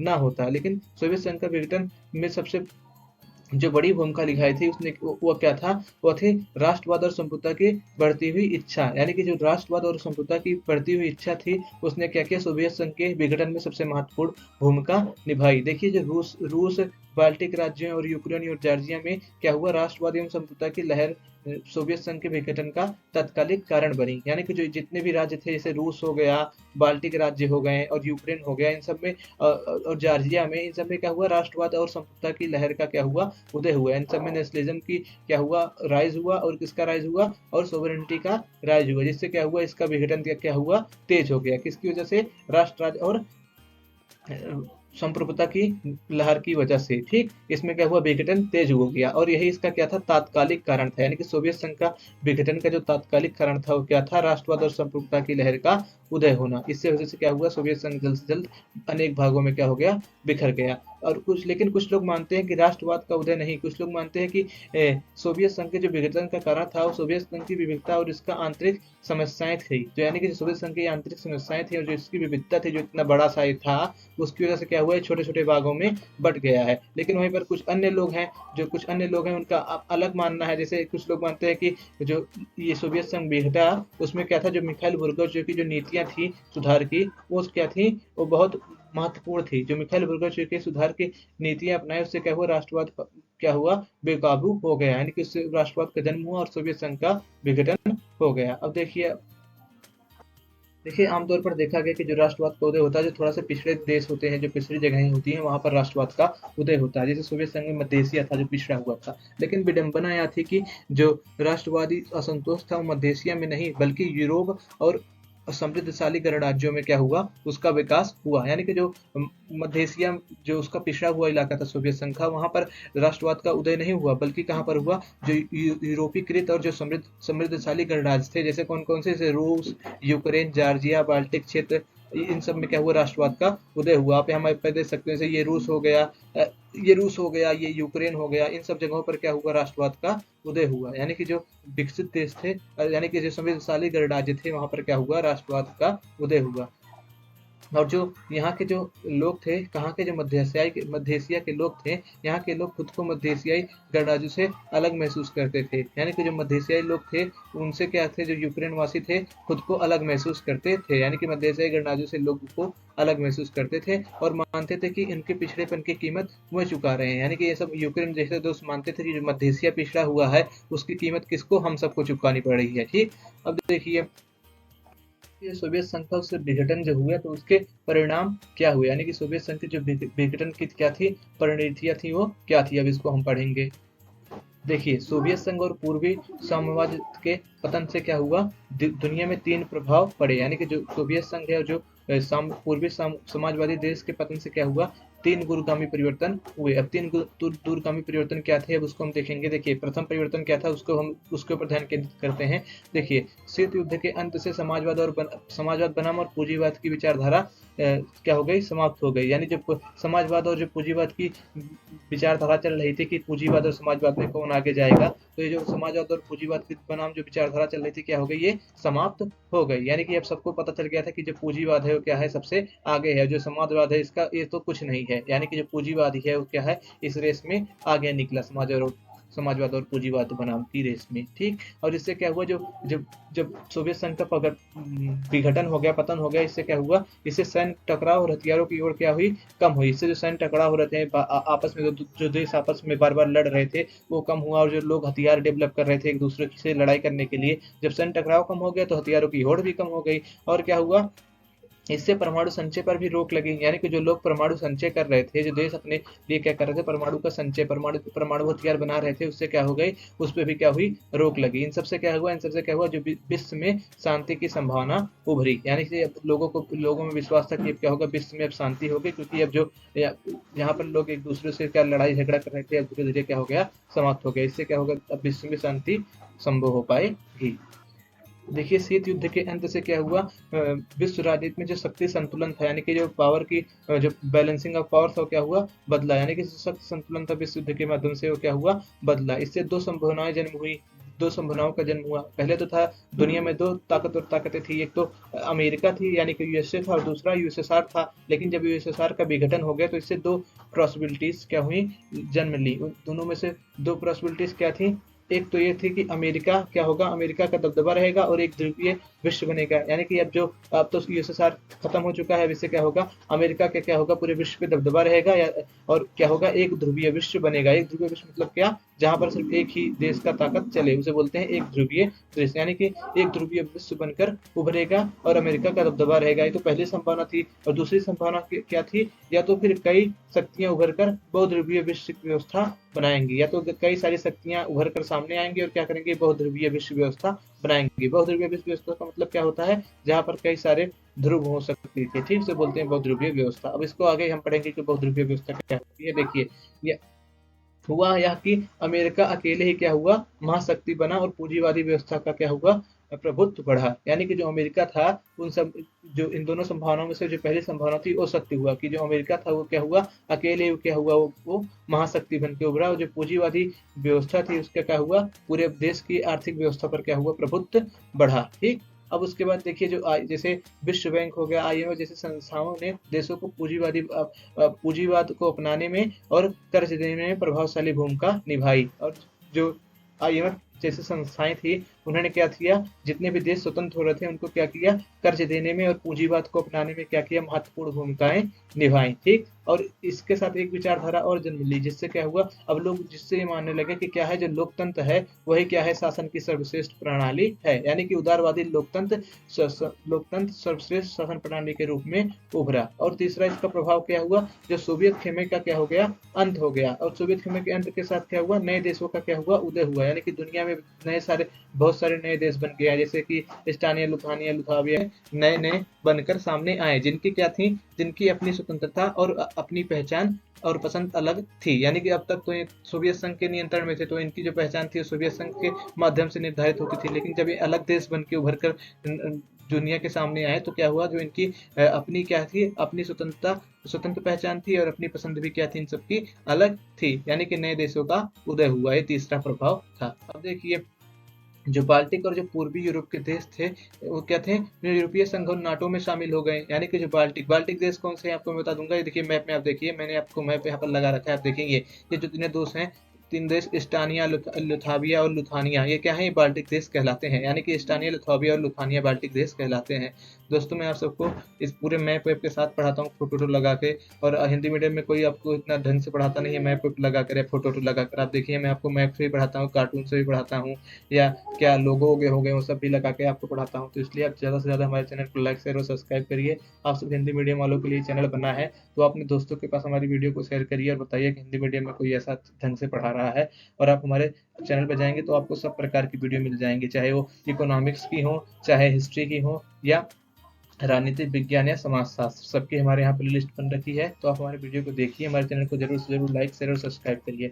तो दोस्तों हाँ, बाल्टिक जो गणराज्य थे वहाँ पर उन्होंने क्या किया, अपने आप को यूरोपीय संघ में शामिल किया। और जो पूर्वी यूरोप के जो देश थे, यानी कि जो ईस्टर्न यूरोप की जो कंट्रीज थी, उन्होंने भी अपने आप को किसमें शामिल किया, यूरोपीय यूनियन यानी कि यूरोपीय संघ में शामिल किया। जबकि जो मध्य एशियाई गणराज्य थे उन्होंने अपने भौगोलिक स्थिति का लाभ उठाया, यानी कि जो उनकी मध्य एशियाई गणराज्य थे उनकी भौगोलिक स्थिति ऐसी थी जिसका उन्होंने क्या किया, लाभ उठाया। और उन्होंने क्या किया, रूस और अन्य देशों के साथ संबंध बनाए, यानी कि उन्होंने दोनों तरफ से फायदा लिया। जो मध्य एशियाई गणराज्य थे, जो मिडिल ईस्ट के जो क्या थे, मिडिल ईस्ट कह रहा हूँ, जो मिडिल एशिया के जो कंट्रीज थी, उन्होंने क्या किया, उन्होंने फायदा लिया। उन्होंने किसी एक खेमे में जाना नहीं अपने आप को चुना, उन्होंने यह चुना कि हम सबसे साथ अच्छे से संबंध बना के रहेंगे। तो उन्होंने रसिया से भी फायदा उठाया, रूस से भी फायदा उठाया और अन्य देशों से भी क्या किया, अपने संबंध को बनाया। इसके इस प्रकार अंतर्राष्ट्रीय मंच पर कई नए खिलाड़ी उभर कर सामने आए जिनके हित और चुनौतियां अलग अलग थी। यानी कि यूएसएसआर के टूटने से बहुत सारे नए खिलाड़ी क्या थे जो विश्व अंतर्राष्ट्रीय मंच पर उभर कर सामने आए जिनके हित और चुनौतियां क्या थी, अलग अलग थी। यानी कि अलग अलग देश थे, सबके जो हित थे और जो चुनौतियां थी सबकी वो भी क्या थी, अलग अलग थी। देखिए अब साम्यवादी शासन के बाद शॉक थेरेपी। अब हम जानेंगे कि ये शॉक थेरेपी क्या थी। देखिए शॉक थेरेपी का जो शाब्दिक अर्थ होता है शॉक थेरेपी का, इसका अर्थ होता है आघात पहुंचाकर उपचार करना। यानी कि जो इसका शाब्दिक अर्थ होता है शॉक थेरेपी का, उसका मतलब हो गया कि पहले चोट देना, फिर उसके बाद क्या करना, उसका क्या करना, ट्रीटमेंट करना। ठीक, अब देखिए समाजवाद के पतन के बाद पूर्वी सोवियत गणराज्यों ने समाजवाद से लोकतांत्रिक पूंजीवाद व्यवस्था में कठिन संक्रमण से गुजरे। यानी कि जब समाजवाद के पतन हो गया, जब उसके बाद जो वहाँ के जो दोस्त थे, जितने भी साम्यवादी देश थे, उनका किसके ओर संक्रमण हुआ। संक्रमण मतलब क्या होता है, संक्रमण मतलब होता है किसी की ओर आगे बढ़ना। यानी कि उनका जब समाजवाद से क्या हुआ, लोकतांत्रिक पूंजीवाद में जो व्यवस्था में जो संक्रमण हुआ तो उनके लिए क्या था, कठिनाई भरा था। ठीक, यानी कि जो समाजवादी देश थे वो जब उसकी तरफ अपने पूंजीवादी रूप की तरफ बढ़े तो उससे क्या हुआ, उनको कठिनाई का सामना करना पड़ा। ठीक, अब देखिए रूस मध्य एशिया के गणराज्य और पूर्वी यूरोप के देशों में पूंजीवाद की ओर संक्रमण का एक खास मॉडल अपनाया गया। यानी कि जैसे जो रूस था, जो मिडिल एशिया था और जो पूर्वी यूरोप था, वहां पर क्या किया, जो समाजवाद से पूंजीवाद की तरफ बढ़ने का एक क्या किया गया, एक खास मॉडल अपनाया गया। विश्व बैंक द्वारा निर्देशित और अंतर्राष्ट्रीय मुद्रा कोष द्वारा निर्देशित इस मॉडल को शॉक थेरेपी कहते हैं। यानी कि जो ये मॉडल वहां पर अपनाया गया, रूस में अपनाया गया और मध्य एशिया में अपनाया गया, यूरोप में अपनाया गया, इसको क्या कहते हैं, शॉक थेरेपी कहते हैं। शॉक थेरेपी कहते हैं। और किसके द्वारा निर्देशित था, यानी कि इन सबको कौन निर्देशित कर रहा था, विश्व बैंक और अंतर्राष्ट्रीय मुद्रा कोष। यानी कि अंतर्राष्ट्रीय मुद्रा कोष और विश्व बैंक ने क्या किया था, इस मॉडल को निर्देशित किया था, जिसको कहाँ कहाँ पर अपनाया गया था, मध्य एशिया, यूरोप। यानी कि जो लेटर क्या थे, सोवियत कंट्रीज थी, उन पर यह क्या किया गया था, आजमाया गया था।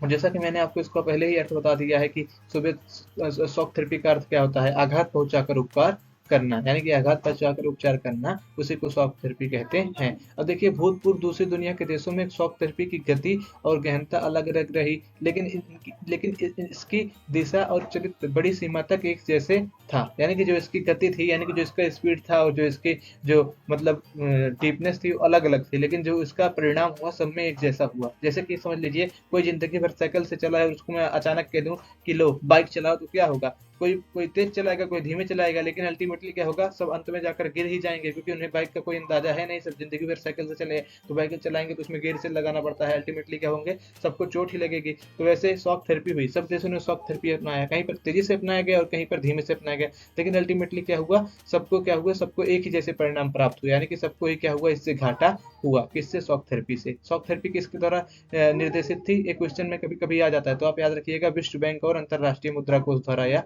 क्या थी, निर्देशित थी। ठीक, इसे ही बोलते हैं शॉक थेरेपी। ठीक, अब आगे बढ़ते हैं। देखिए देशों को पूंजीवादी अर्थव्यवस्था में पूरी तरह से परिवर्तित होना पड़ा। यानी कि जो पूर्व साम्यवादी देश थे, जैसे कि जितने भी देश जो पहले यूएसएसआर में शामिल थे, उन्हें क्या था, अब पूर्ण रूप से क्या हुआ, पूंजीवादी अर्थव्यवस्था में क्या हुआ, परिवर्तित होना पड़ा। यानी कि जो सोवियत संरचना से पूर्ण रूप से मुक्ति। यानी कि जो सोवियत संरचना से पहले जिसमें सब चीज गवर्नमेंट की होती थी, उससे अब क्या होता था, उन्हें पूर्ण रूप से मुक्ति होनी थी। यानी कि अब गवर्नमेंट का नाम, यानी कि गवर्नमेंट चीजों का अब खात्मा करना था। जितनी भी गवर्नमेंट चीजें थी, अब किसका साथ लेना था, अब लेना था साथ में प्राइवेट चीजों का। यानी कि गवर्नमेंट चीजों की चीज हटाकर प्राइवेट चीजों का क्या करना था, साथ लेना था। तो यानी कि जो सोवियत संघ की पुरानी संरचना थी, अब उससे क्या होना था, खुद को पूर्ण रूप से मुक्त करना था इन देशों को। ठीक, अब देखिए शॉक थेरेपी मानती थी कि सबसे प्रभावी मलकियत क्या होता है, निजी स्वामित्व होता है। यानी कि वहां पर जो प्राइवेटाइजेशन पर क्या किया, जोर दिया गया। ठीक, इसके लिए राज्य संपदाओं का तुरंत निजीकरण किया गया और व्यवसायिक स्वामित्व जरूरी था। यानी कि इसके लिए क्या किया गया, निजी प्राइवेटाइजेशन करने के लिए जितनी भी गवर्नमेंट चीजें थी, उन्हें क्या किया गया, तुरंत क्या कर दिया गया, प्राइवेट कर दिया गया। यानी कि तुरंत उन्हें प्राइवेट बना दिया गया। और ठीक, और सब चीजों को व्यावसायिक स्वामित्व के अंदर ला दिया गया, यानी कि सब पे क्या हो गया, इंडिविजुअल का राइट्स हो गया, गवर्नमेंट के अधिकार को कम कर दिया गया। अब जो देखिए, ये जो पहले सामूहिक खेती होती थी, उन्हें क्या हुआ, सामूहिक फर्मों को निजी बना दिया गया और पूंजीवादी खेती शुरू हो गई। अब जो पहले गवर्नमेंट खेती कराती थी, सब मिलजुल के खेती करते थे, अब बोले नहीं नहीं ऐसा नहीं होगा भाई, अब इसमें शॉक थेरेपी के माध्यम से चलो, अब सब लोग ठीक अपना अलग अलग लो, अपना अलग अलग काम करो और पूंजीवादी तरीके से काम करो। पूंजीवादी तरीके से मतलब क्या, जो मन करे तो उगाओ अपने खेत पर, ठीक। जिससे क्या हुआ, जिससे समाजवाद या पूंजीवाद के अलावा कोई और रास्ता नहीं अपनाया गया। यानी कि जो यहाँ पर देश थे, उन्होंने क्या किया, सिर्फ दो ही रास्ता, अरे सिर्फ एक ही रास्ता अपनाया, किसका, सिर्फ किसका, पूंजीवाद का। यानी कि वहां पर सिर्फ एक ही रास्ता था उन देशों के पास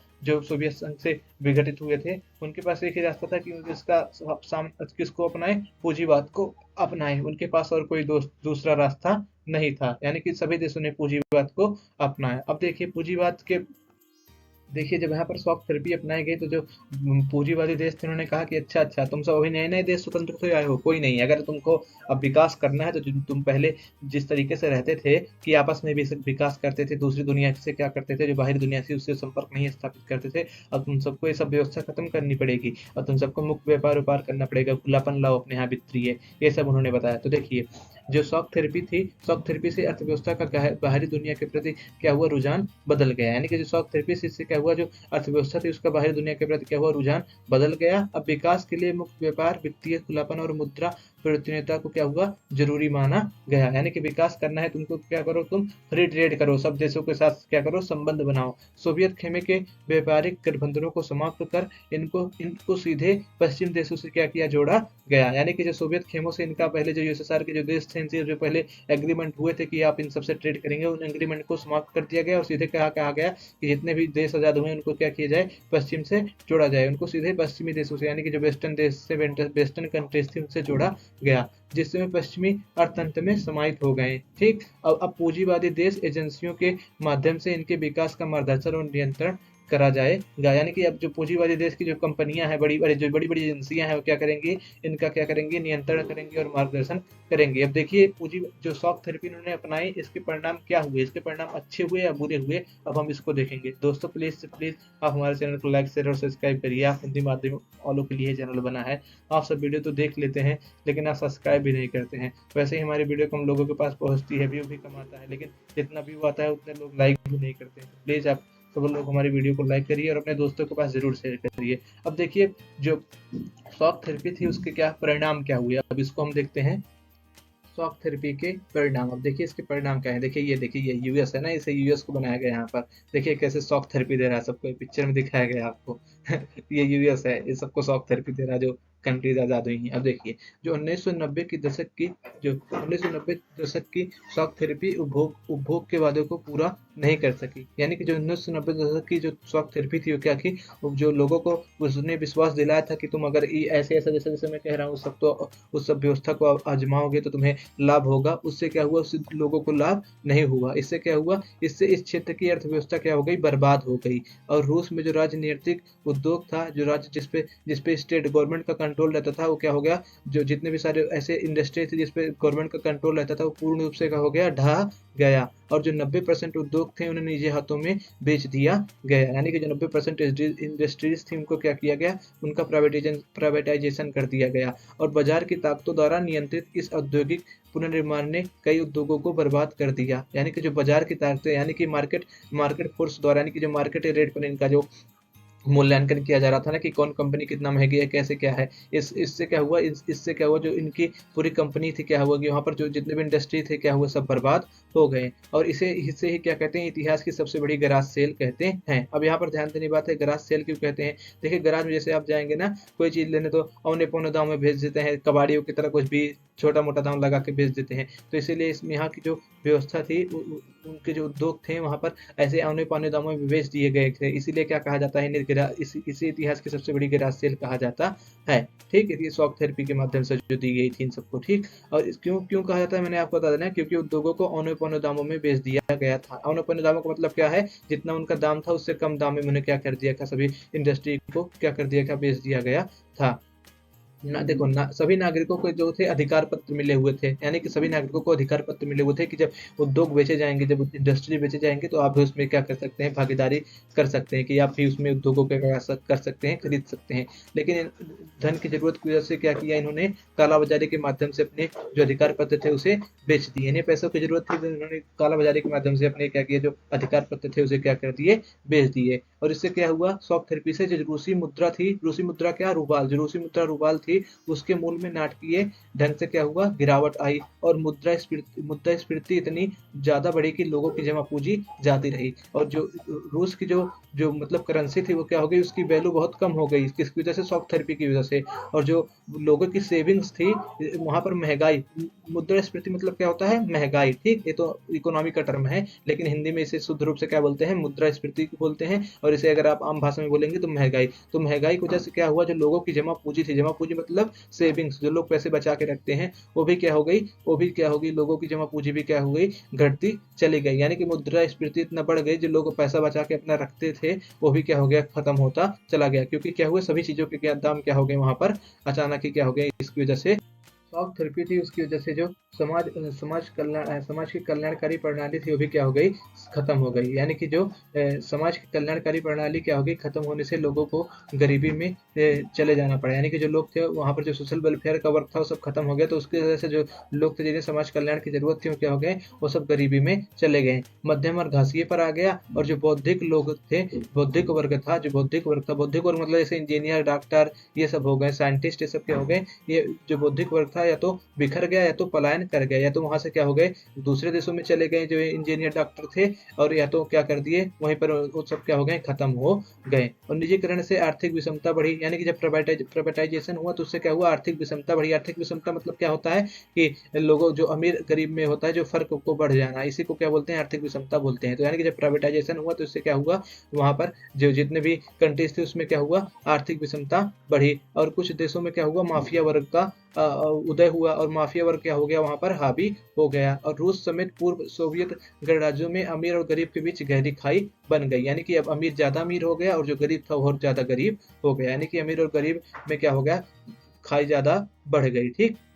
आर्थिक बदलाव को प्राथमिकता मिली, यानी कि आर्थिक बदलाव जो थे उनको प्राथमिकता दी गई कि सभी चीजों को प्राइवेटाइजेशन कर दो, सभी चीजों को क्या कर दो, लोगों को बेच दो, गवर्नमेंट अब कोई काम नहीं करेगी, अब सब प्राइवेट काम करेंगे। लेकिन इन सबको तो ज्यादा प्राथमिकता दी गई आर्थिक बदलाव को। लेकिन जो वहां पर कॉन्स्टिट्यूशन और कॉन्स्टिट्यूशन काम था, यानी कि जो लोकतंत्र बनाना हो गया, अच्छे से संविधान बनाना हो गया, इस पे ध्यान नहीं दिया गया। इससे क्या हुआ, जो वहां की लोकतांत्रिक संस्थाएं कमजोर हो गई। देखिए, आर्थिक बदलाव को प्राथमिकता मिली, लेकिन लोकतांत्रिक संस्थाएं मजबूत नहीं बन सकी, और हड़बड़ी में बने संविधान में राष्ट्रपति को अत्यधिक शक्तियां दे दी गई, जिससे संसद कमजोर हो गई। और जो संविधान वहां के क्या हुए, जल्दबाजी में संविधान भी बनाए गए और संविधान में सभी शक्तियां उठाकर राष्ट्रपति को दे दी गई। जैसे कुछ शक्तियां संसद के पास रहती हैं, कुछ प्रधानमंत्री के पास, लेकिन यहाँ पर क्या हुआ, एक ही व्यक्ति को सारी शक्तियां दे दी गई। तो इससे क्या होगा, जो आदमी होगा वो सत्तावादी हो जाएगा, जिसके पास सारी शक्ति आ जाएंगी, और संसद क्या हो जाएगी, कमजोर हो जाएगी। तो इससे क्या हुआ, जो संसद थी कमजोर हो गई, और कई मध्य एशियाई गणराज्यों में क्या हो गया, सत्तावाद हावी हो गया। यानी कि कई मध्य एशियाई गणराज्य क्या हो गए, सत्तावादी हो गए। अब देखिए आगे बढ़ते हैं। एग्जाम्पल के रूप में देखिए, सत्तावादी कैसे हो गए थे मध्य एशियाई गणराज्य। आप एक एग्जाम्पल ले सकते हैं तुर्कमेनिस्तान और उज्बेकिस्तान का। जो तुर्कमेनिस्तान और उज्बेकिस्तान के जो राष्ट्रपति थे वो तो पहले 10 साल के लिए चुने गए, फिर अपने आप को इस पद पे 10 साल के लिए उन्होंने क्या किया, और अपने आप को क्या कर दिया, इसी पद पे कार्यरत कर दिया। यानी कि उन्होंने क्या किया, इस पद को क्या किया, और 10 साल के लिए क्या किया, बढ़ा दिया। यानी कि अपने पद की समय सीमा को अगले 10 साल के लिए बढ़ा दिया। उज्बेकिस्तान और तुर्कमेनिस्तान को आप यहाँ मैप पे देख सकते हैं। ये देखिए, ये तुर्कमेनिस्तान है और ये उज्बेकिस्तान है। दोस्तों, मैं आपको इतना मैप लगा के पढ़ाता हूँ, तो आप प्लीज हमारे चैनल को लाइक करिए। कोई इतना हिंदी मीडियम में मैप या फोटो लगा कर नहीं पढ़ाता है, ठीक। अब देखिए, इन राष्ट्रपतियों ने क्या किया, जनता की आकांक्षाओं का क्या किया, विरोध किया। यानी कि जो इन राष्ट्रपतियों ने जो जनता की आकांक्षा थी उसका विरोध किया। यानी कि ये सब क्या थे, सत्तावादी थे। और अधिकांश देशों ने न्यायपालिका की स्वतंत्रता क्या की, स्थापित नहीं की, जिससे न्यायपालिका की स्वतंत्रता स्थापित करना अभी भी अधूरी है। यानी कि यहाँ पर न्यायपालिका की स्वतंत्रता अभी तक स्थापित नहीं हो चुकी है। अब देखिए, सन 2000 में आजादी के एक दशक बाद रूस समेत कई देशों की अर्थव्यवस्थाएं संभली, यानी कि इतना जो 1991 में इन सबका इंटीग्रेशन हुआ था ना, यानी कि सोवियत संघ का विकलन 1991 में हुआ, और तब जाकर 1991 के बाद यानी सन 2000 में क्या हुआ, इनकी अर्थव्यवस्था क्या हुई है, अब जाकर संभली है। यानी कि बहुत लंबा पीरियड लग गया इन सबकी अर्थव्यवस्थाओं को संभलने में। 1991 से सीधे सन 2000 में इन सब की अर्थव्यवस्थाएं जाकर संभलने का मतलब क्या हुआ, अब इनका थोड़ा बहुत क्या हुआ, जो स्टेटस था, यानी कि जो इन सबकी थोड़ी स्थिति थी जो हमेशा मतलब अब इनकी विकास नहीं हो रहा था, थोड़ा सब क्या हुआ, विकास इनका होना चालू हो गया। यानी कि 2000 में क्या हुआ, इनकी अर्थव्यवस्था संभली, जिसका मुख्य कारण क्या था, तेल और गैस और धातुओं संसाधन का निर्यात था। यानी कि जो यहाँ पर जो जितने भी देश थे ना, इन सब में पता होगा आपको कि यहाँ सब में क्या है, पेट्रोलियम ज्यादा है इन सब देशों में, इन सब देशों में पेट्रोलियम ज्यादा है, और जैसे जो मिनरल्स हो गए वो सब ज्यादा है, तो इन सबको क्या किया इन्होंने, दूसरे देशों में एक्सपोर्ट किया। एक्सपोर्ट मतलब क्या किया, निर्यात किया। तो निर्यात करने से क्या हो गया, इनके यहाँ ढेर सारे पैसे आए, जिसकी वजह से क्या हुआ, इनकी अर्थव्यवस्थाएं संभली। कब संभली इनकी अर्थव्यवस्थाएं, 2000 में, सन 2000 में, यानी कि 1991 से सीधे सन 2000 में इनकी अर्थव्यवस्थाएं क्या हुई, संभली।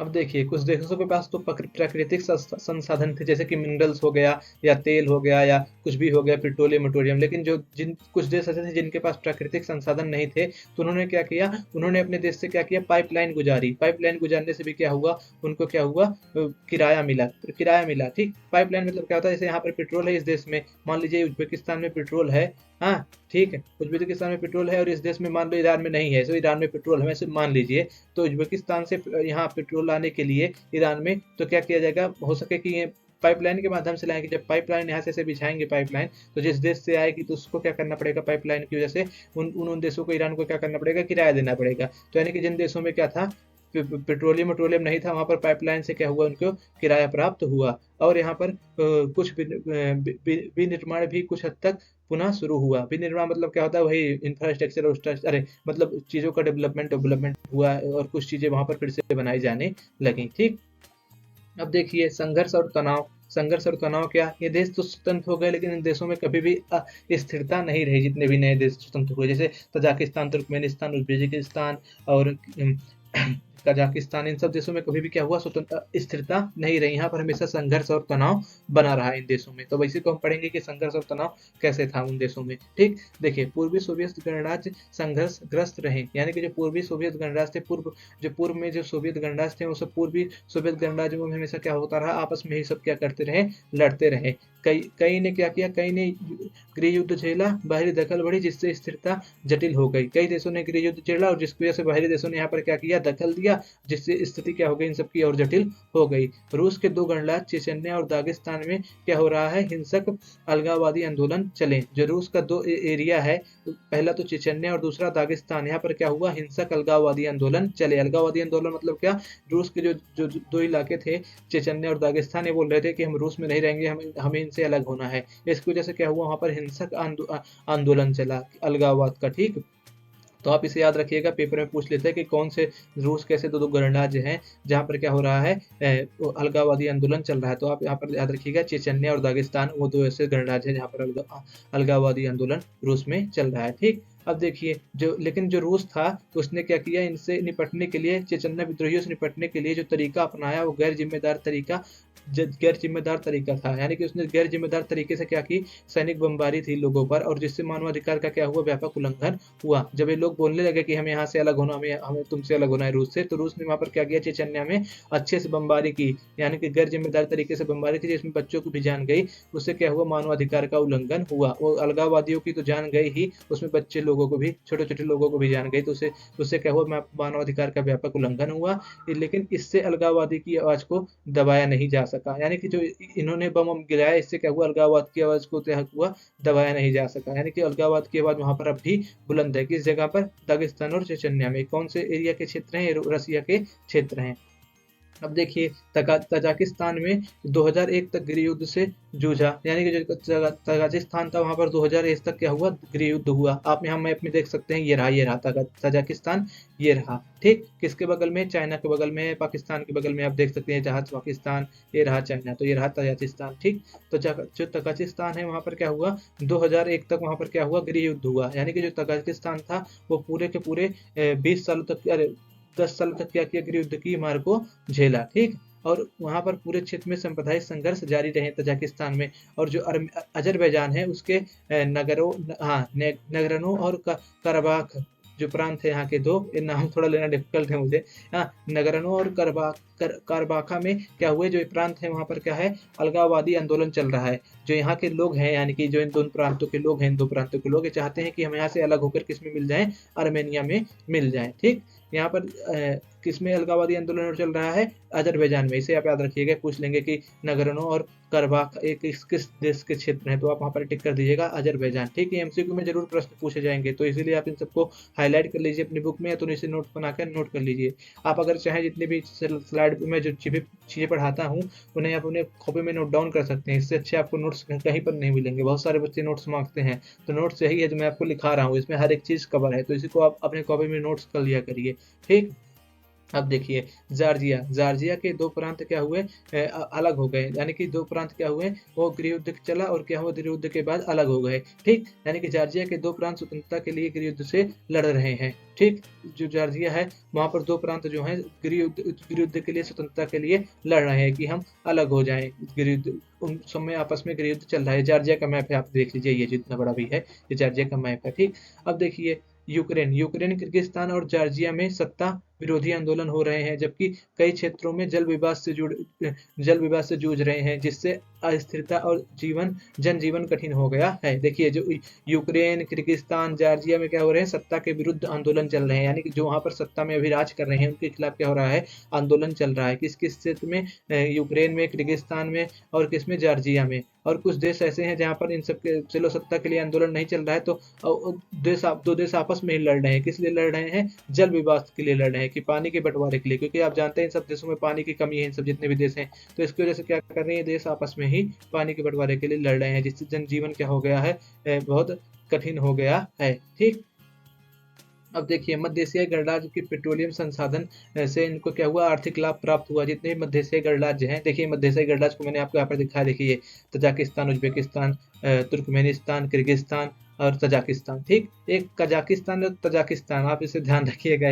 आप सोचेंगे कि नाम सर दो बार बोल रहे हैं, ऐसा नहीं है, दोनों नाम अलग अलग हैं, बस एक में टी है एक में के है। ठीक, अब देखिए मध्य एशियाई गणराज्य के पेट्रोलियम संसाधनों के आर्थिक लाभ प्राप्त हुआ। यानी कि मध्य एशियाई गणराज्य हैं जो उन्हें पेट्रोलियम के संसाधनों से क्या हुआ, लाभ तो प्राप्त हुआ, लेकिन इससे क्या हुआ, इनके लाभ के साथ साथ क्या हुआ, यहाँ पर जो तेल कंपनियां थी उनकी प्रतिस्पर्धा का ये सब क्या हो गए, केंद्र बन गए। यानी कि यहाँ पर जो तेल कंपनियां थी उसकी प्रतिस्पर्धा का ये सब जितने भी गणराज्य थे मध्य एशियाई, उसका क्या बन गए, केंद्र बन गए, संघर्ष का केंद्र बन गए। ठीक, अब ये जो क्षेत्र है मध्य एशियाई गणराज्य क्या है, ये किसके समीप में है, ये रसिया के समीप में है और चीन के समीप में है, और इसके समीप में है, अफगानिस्तान के समीप में है। यानी कि यह क्षेत्र रूस, चीन, अफगानिस्तान और पश्चिम एशिया के करीब में है। ठीक, अब देखिए 2001 के बाद अमेरिका ने मध्य एशिया में सैन्य ठिकाने किराए पर लिए। यानी कि जो 2001 था उसके बाद अमेरिका ने क्या किया, जितने भी गणराज्य है इसमें क्या किया, उसने अपने सैन्य ठिकाने किराए पे लिए, कि कुछ जमीन मुझे किराए पे दे दो, यहाँ पर मैं अपना क्या करूंगा, मिलिट्री बेस बनाऊंगा इन कंट्रीज में। ठीक, इन सब जो देश है मध्य एशिया के इन देशों में। ठीक, उसके बाद अफगानिस्तान में जब उसने अपना युद्ध लड़ा था तो उसके दौरान क्या किया था, उसने क्या किया, अफगानिस्तान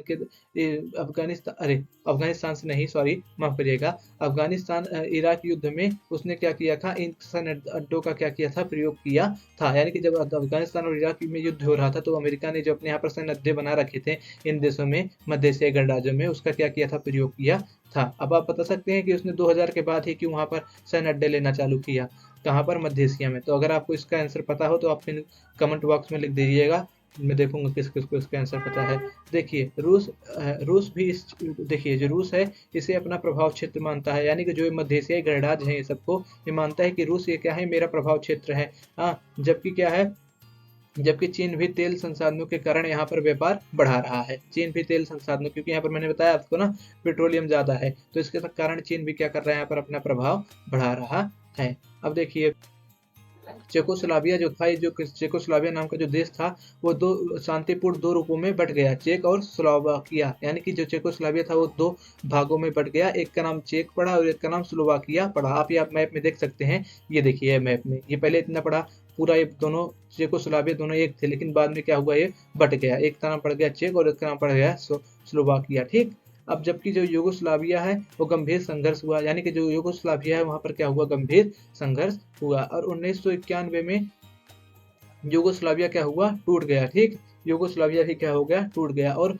बॉस्निया हर्जेगोविना और स्लोवेनिया क्रोएशिया स्वतंत्र हो गए। ठीक, किसमें, किस ईयर में, 1991 में। ठीक, और नाटो ने हस्तक्षेप किया, बमबारी हुई, जातीय संघर्ष गृह युद्ध में बदल गया। अब भाई ऑब्वियसली है, जब दूसरे लोग यहाँ पर क्या करेंगे, बमबारी आके करेंगे, तो जो लोग आपस में झगड़ा कर रहे थे वो क्या हो गया, अब गृह युद्ध में बदल गया। किसके माध्यम से, बमबारी और नाटो के हस्तक्षेप की वजह से जो इथनिक कॉन्फ्लिक्ट था वो किसमें चेंज हो गया, वो गृह युद्ध में बदल गया।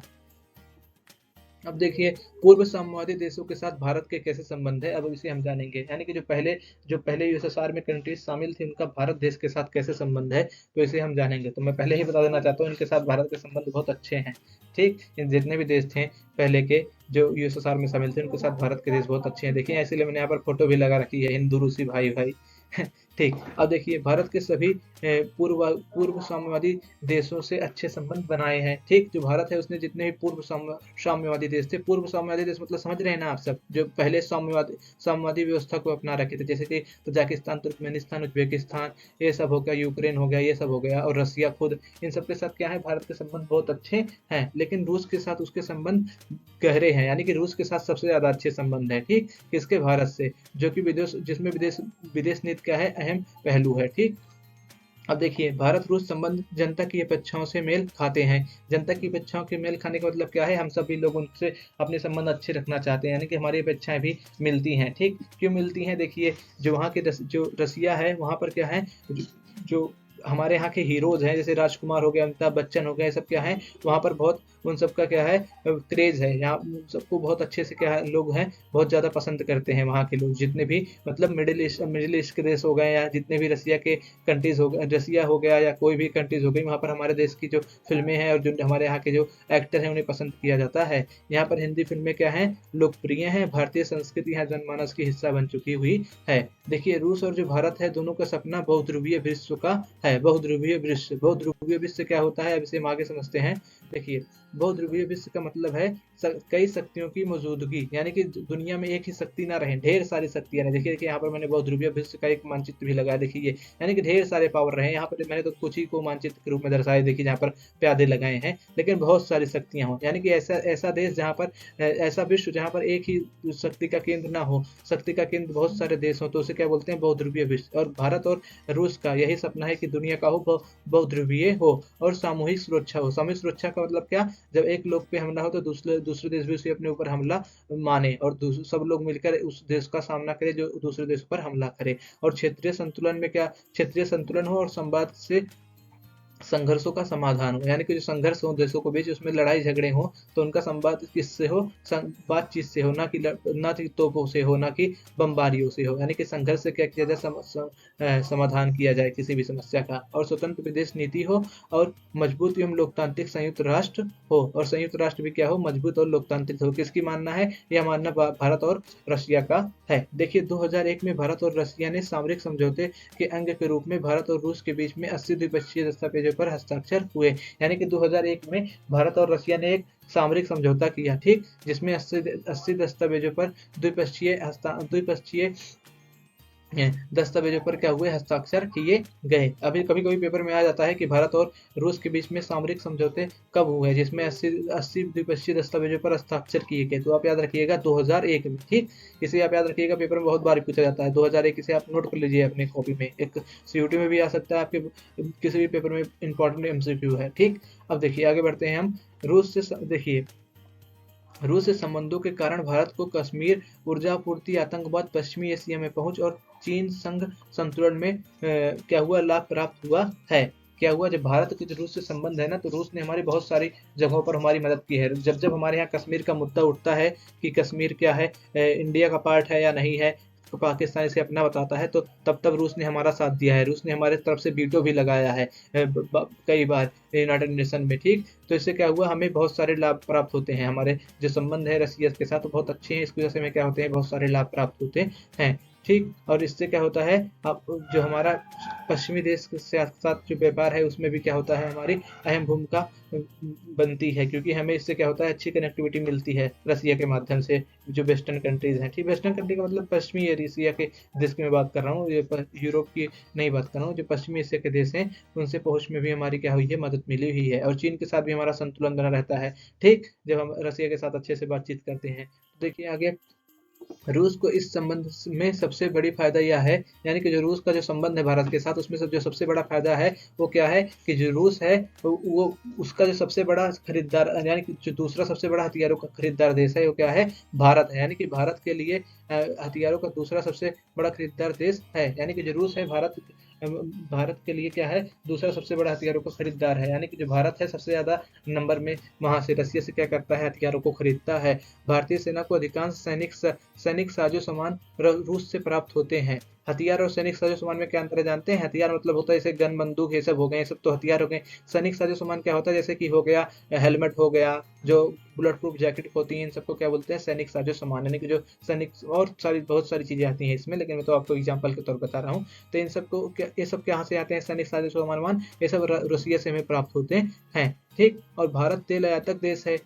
ठीक, भारत तेल आयातक देश होने का मतलब क्या है, यानी कि भारत में तेल क्या किया जाता है, आयात किया जाता है। तो इसके कारण भी क्या है, रूस भारत के लिए क्या है, अहम है। रूस ने संकट के में भारत की मदद की है और भारत ऊर्जा आयात बढ़ाने के प्रयास कर रहा है। भारत रूस से ऊर्जा आयात बढ़ाने के लिए क्या कर रहा है, प्रयास कर रहा है। रूस ने हमारी हमेशा जब हम पर संकट आया तो उसने हमारी मदद की है। भारत कजाकिस्तान और तुर्कमेनिस्तान से भी ऊर्जा सहयोग बढ़ाने की कोशिश कर रहा है। जो कजाकिस्तान और तुर्कमेनिस्तान है उसके बीच भारत क्या कर रहा है, ऊर्जा सहयोग बढ़ाने की लगातार कोशिश कर रहा है। अब देखिए, इन गणराज्यों के साथ सहयोग के अंतर्गत तेल वाले इलाकों में साझेदारी और निवेश करना शामिल है। यानी कि इसमें क्या कर रहे हैं हम, जो ये जितने भी वर्ल्ड हैं, यानी कि जो मिडिल ईस्ट के हो गए या रसिया हो गए, इन सब में क्या कर रहे हैं हम, साझेदारी का निवेश कर रहे हैं। किस लिए कर रहे हैं, क्योंकि यहाँ पर तेल और ज्यादा है। ठीक। और रसिया भारत की परमाणु योजना के लिए भी महत्वपूर्ण है। यानी कि जो रूस है भारत की परमाणु योजना यानी कि एटम योजना के लिए भी क्या है, महत्वपूर्ण है।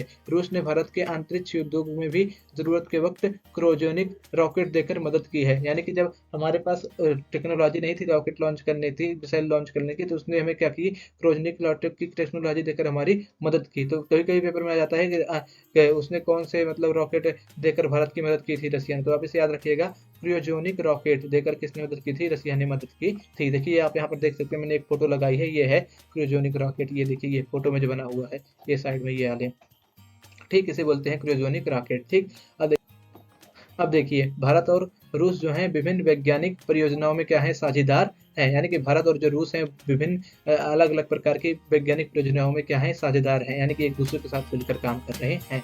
इसी के साथ आपका ये चैप्टर खत्म होता है। आपको वीडियो के अंत तक बने रहने के लिए बहुत बहुत धन्यवाद। आप हमारे चैनल को देखिए, हमारे चैनल को ज़्यादा से ज़्यादा लाइक शेयर और सब्सक्राइब करिए। आप अपने दोस्तों के पास भी हमारी वीडियो शेयर करिए। आपको मिलते हैं अगले वीडियो में, तब तक के लिए पढ़ लो।